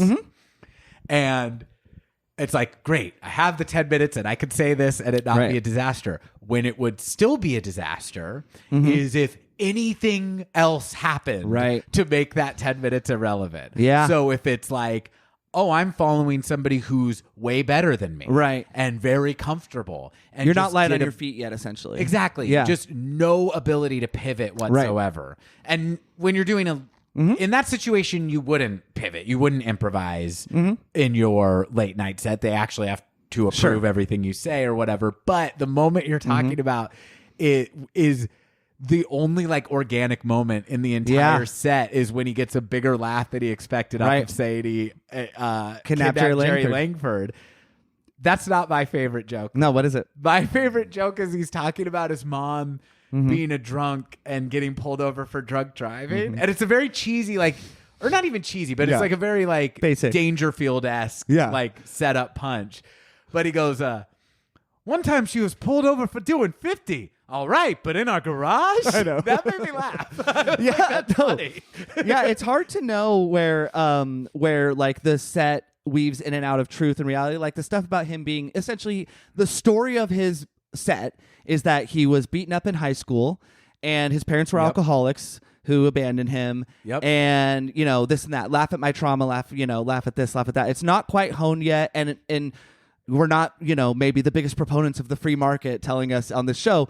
But that is comedy, I feel like, and not free market economics, but it is the rawest form where you're getting that. It's so interesting hearing like Chris Rock or like these pros be like, talk about their throwaway material that I'm like, that's funnier than any thought I've ever had. Yeah. But the way a thought can occur and the way it'll resonate with an audience of group of friends versus a crowd or just in general is often disheartening. Yeah. And he needed to hone that material. But I think that the film, I think his act for me speaks to one read on the film, which is I think the film has a lot to say, as we've talked about people in elevated positions, so white, middle class, or upper class people who are young, who cast themselves amongst the truly disenfranchised. Yep. And I think that what's interesting is that's kind of, it could be an old school message of like, hey, you know, pull yourself up, which, you know, Scorsese is obviously an older person, but it's not, it's actually, I think it's casting down on those people. So like, I just want to talk about his act for a quick second. So if we take him at his word, which we shouldn't, his comedy is based on the horrible things in his life, right? But we know that he's a liar. Rupert's life story within his act is identical, if not, and broadly, but is similar to Richard Pryor's. Rupert Pupkin, Richard Pryor. Richard Pryor is the only contemporary comedian they mention 3 times throughout the movie.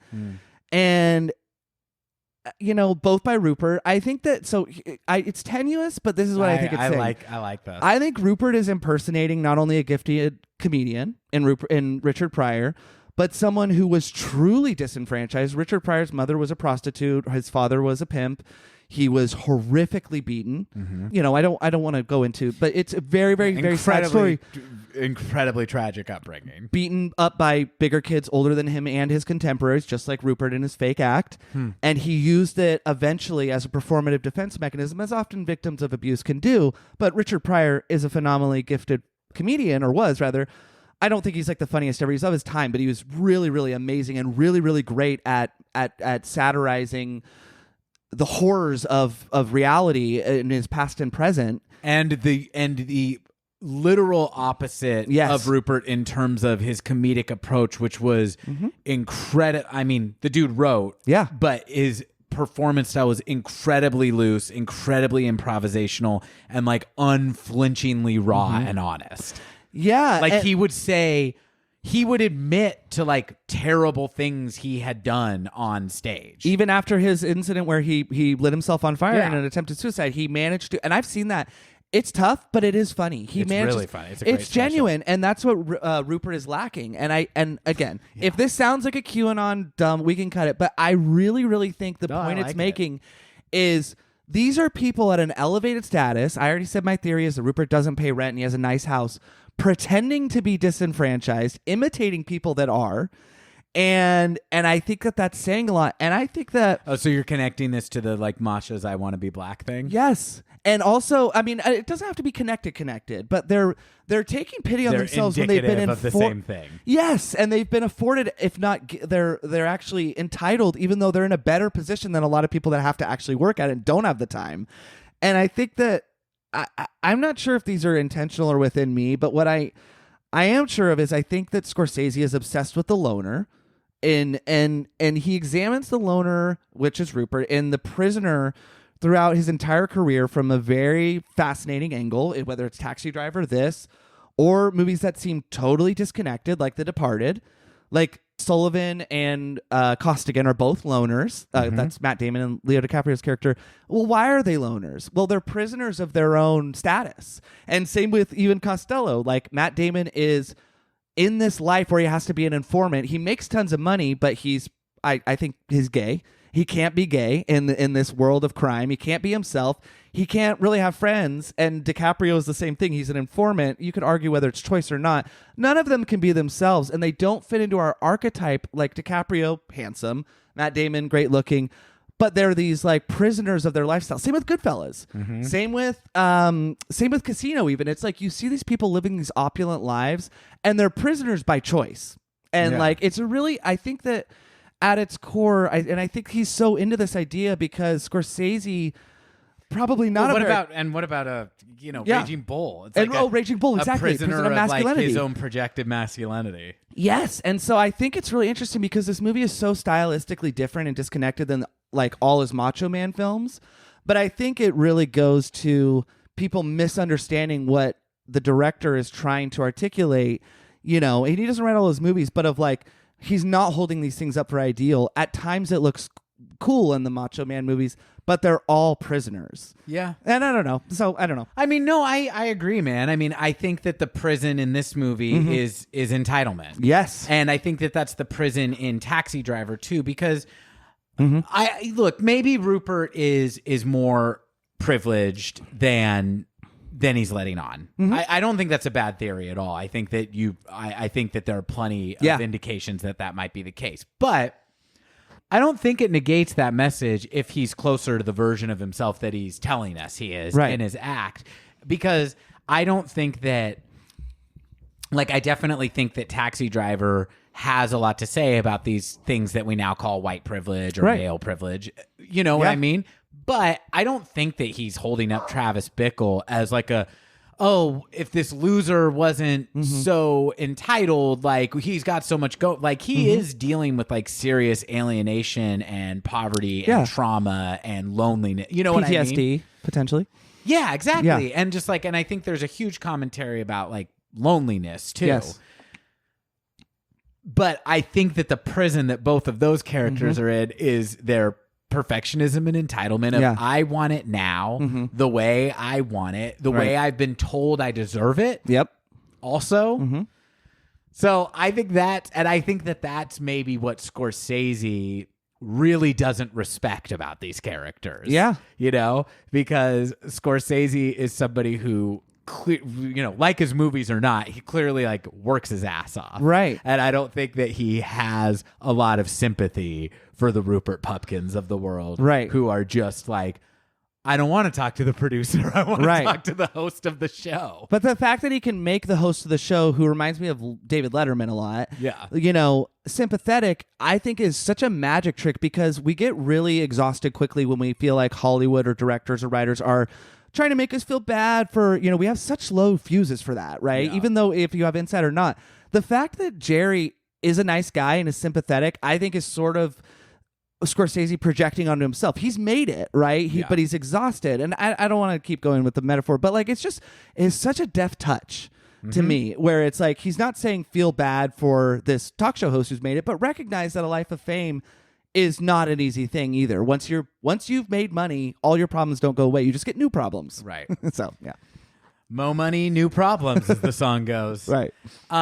We should just say at the very ending, Rupert is arrested. He pulls it off. He is arrested. And then there is a montage of press coverage about Rupert and the stunt that he pulled that bleeds into that eventually it covers a span of time. Yeah. 2 years and 9 months. 2 years, 9 months. He's gotten out of his 6-year sentence for good behavior. His memoir, The memoir King for a Night has been published. And Pupkin says he and his literary agent are weighing a number of attractive offers for the film rights. He still considers Jerry Langford a good friend and mentor. Yes.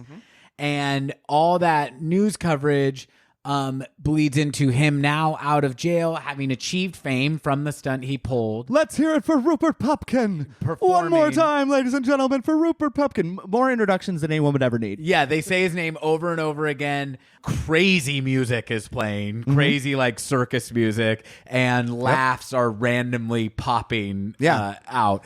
Now, Zach, I think that everything that we see in that ending is real except for that final part. Oh, I'm shocked. I thought you were going to say you thought everything was imagined. But no, I completely agree with you. And I think it's underscored by the visuals that we've earlier seen. In all of his fantasies, he's wearing a monochromatic suit. And what color is his suit in the end? It's orange-ish red. It's not red or orange, so jumpsuit. Yeah. And he's confident, De Niro. He's composed. He's not waving his hands. He's you think confident. he's still in jail?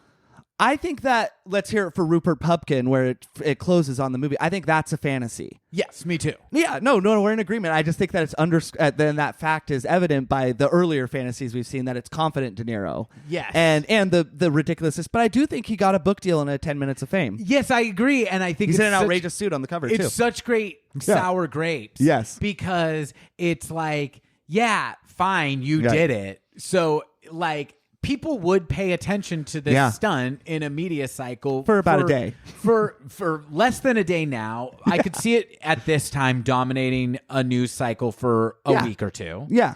And then, okay, now you're out. Right. So people go, oh, yeah, that guy who did that thing a year ago. That's it. Yeah.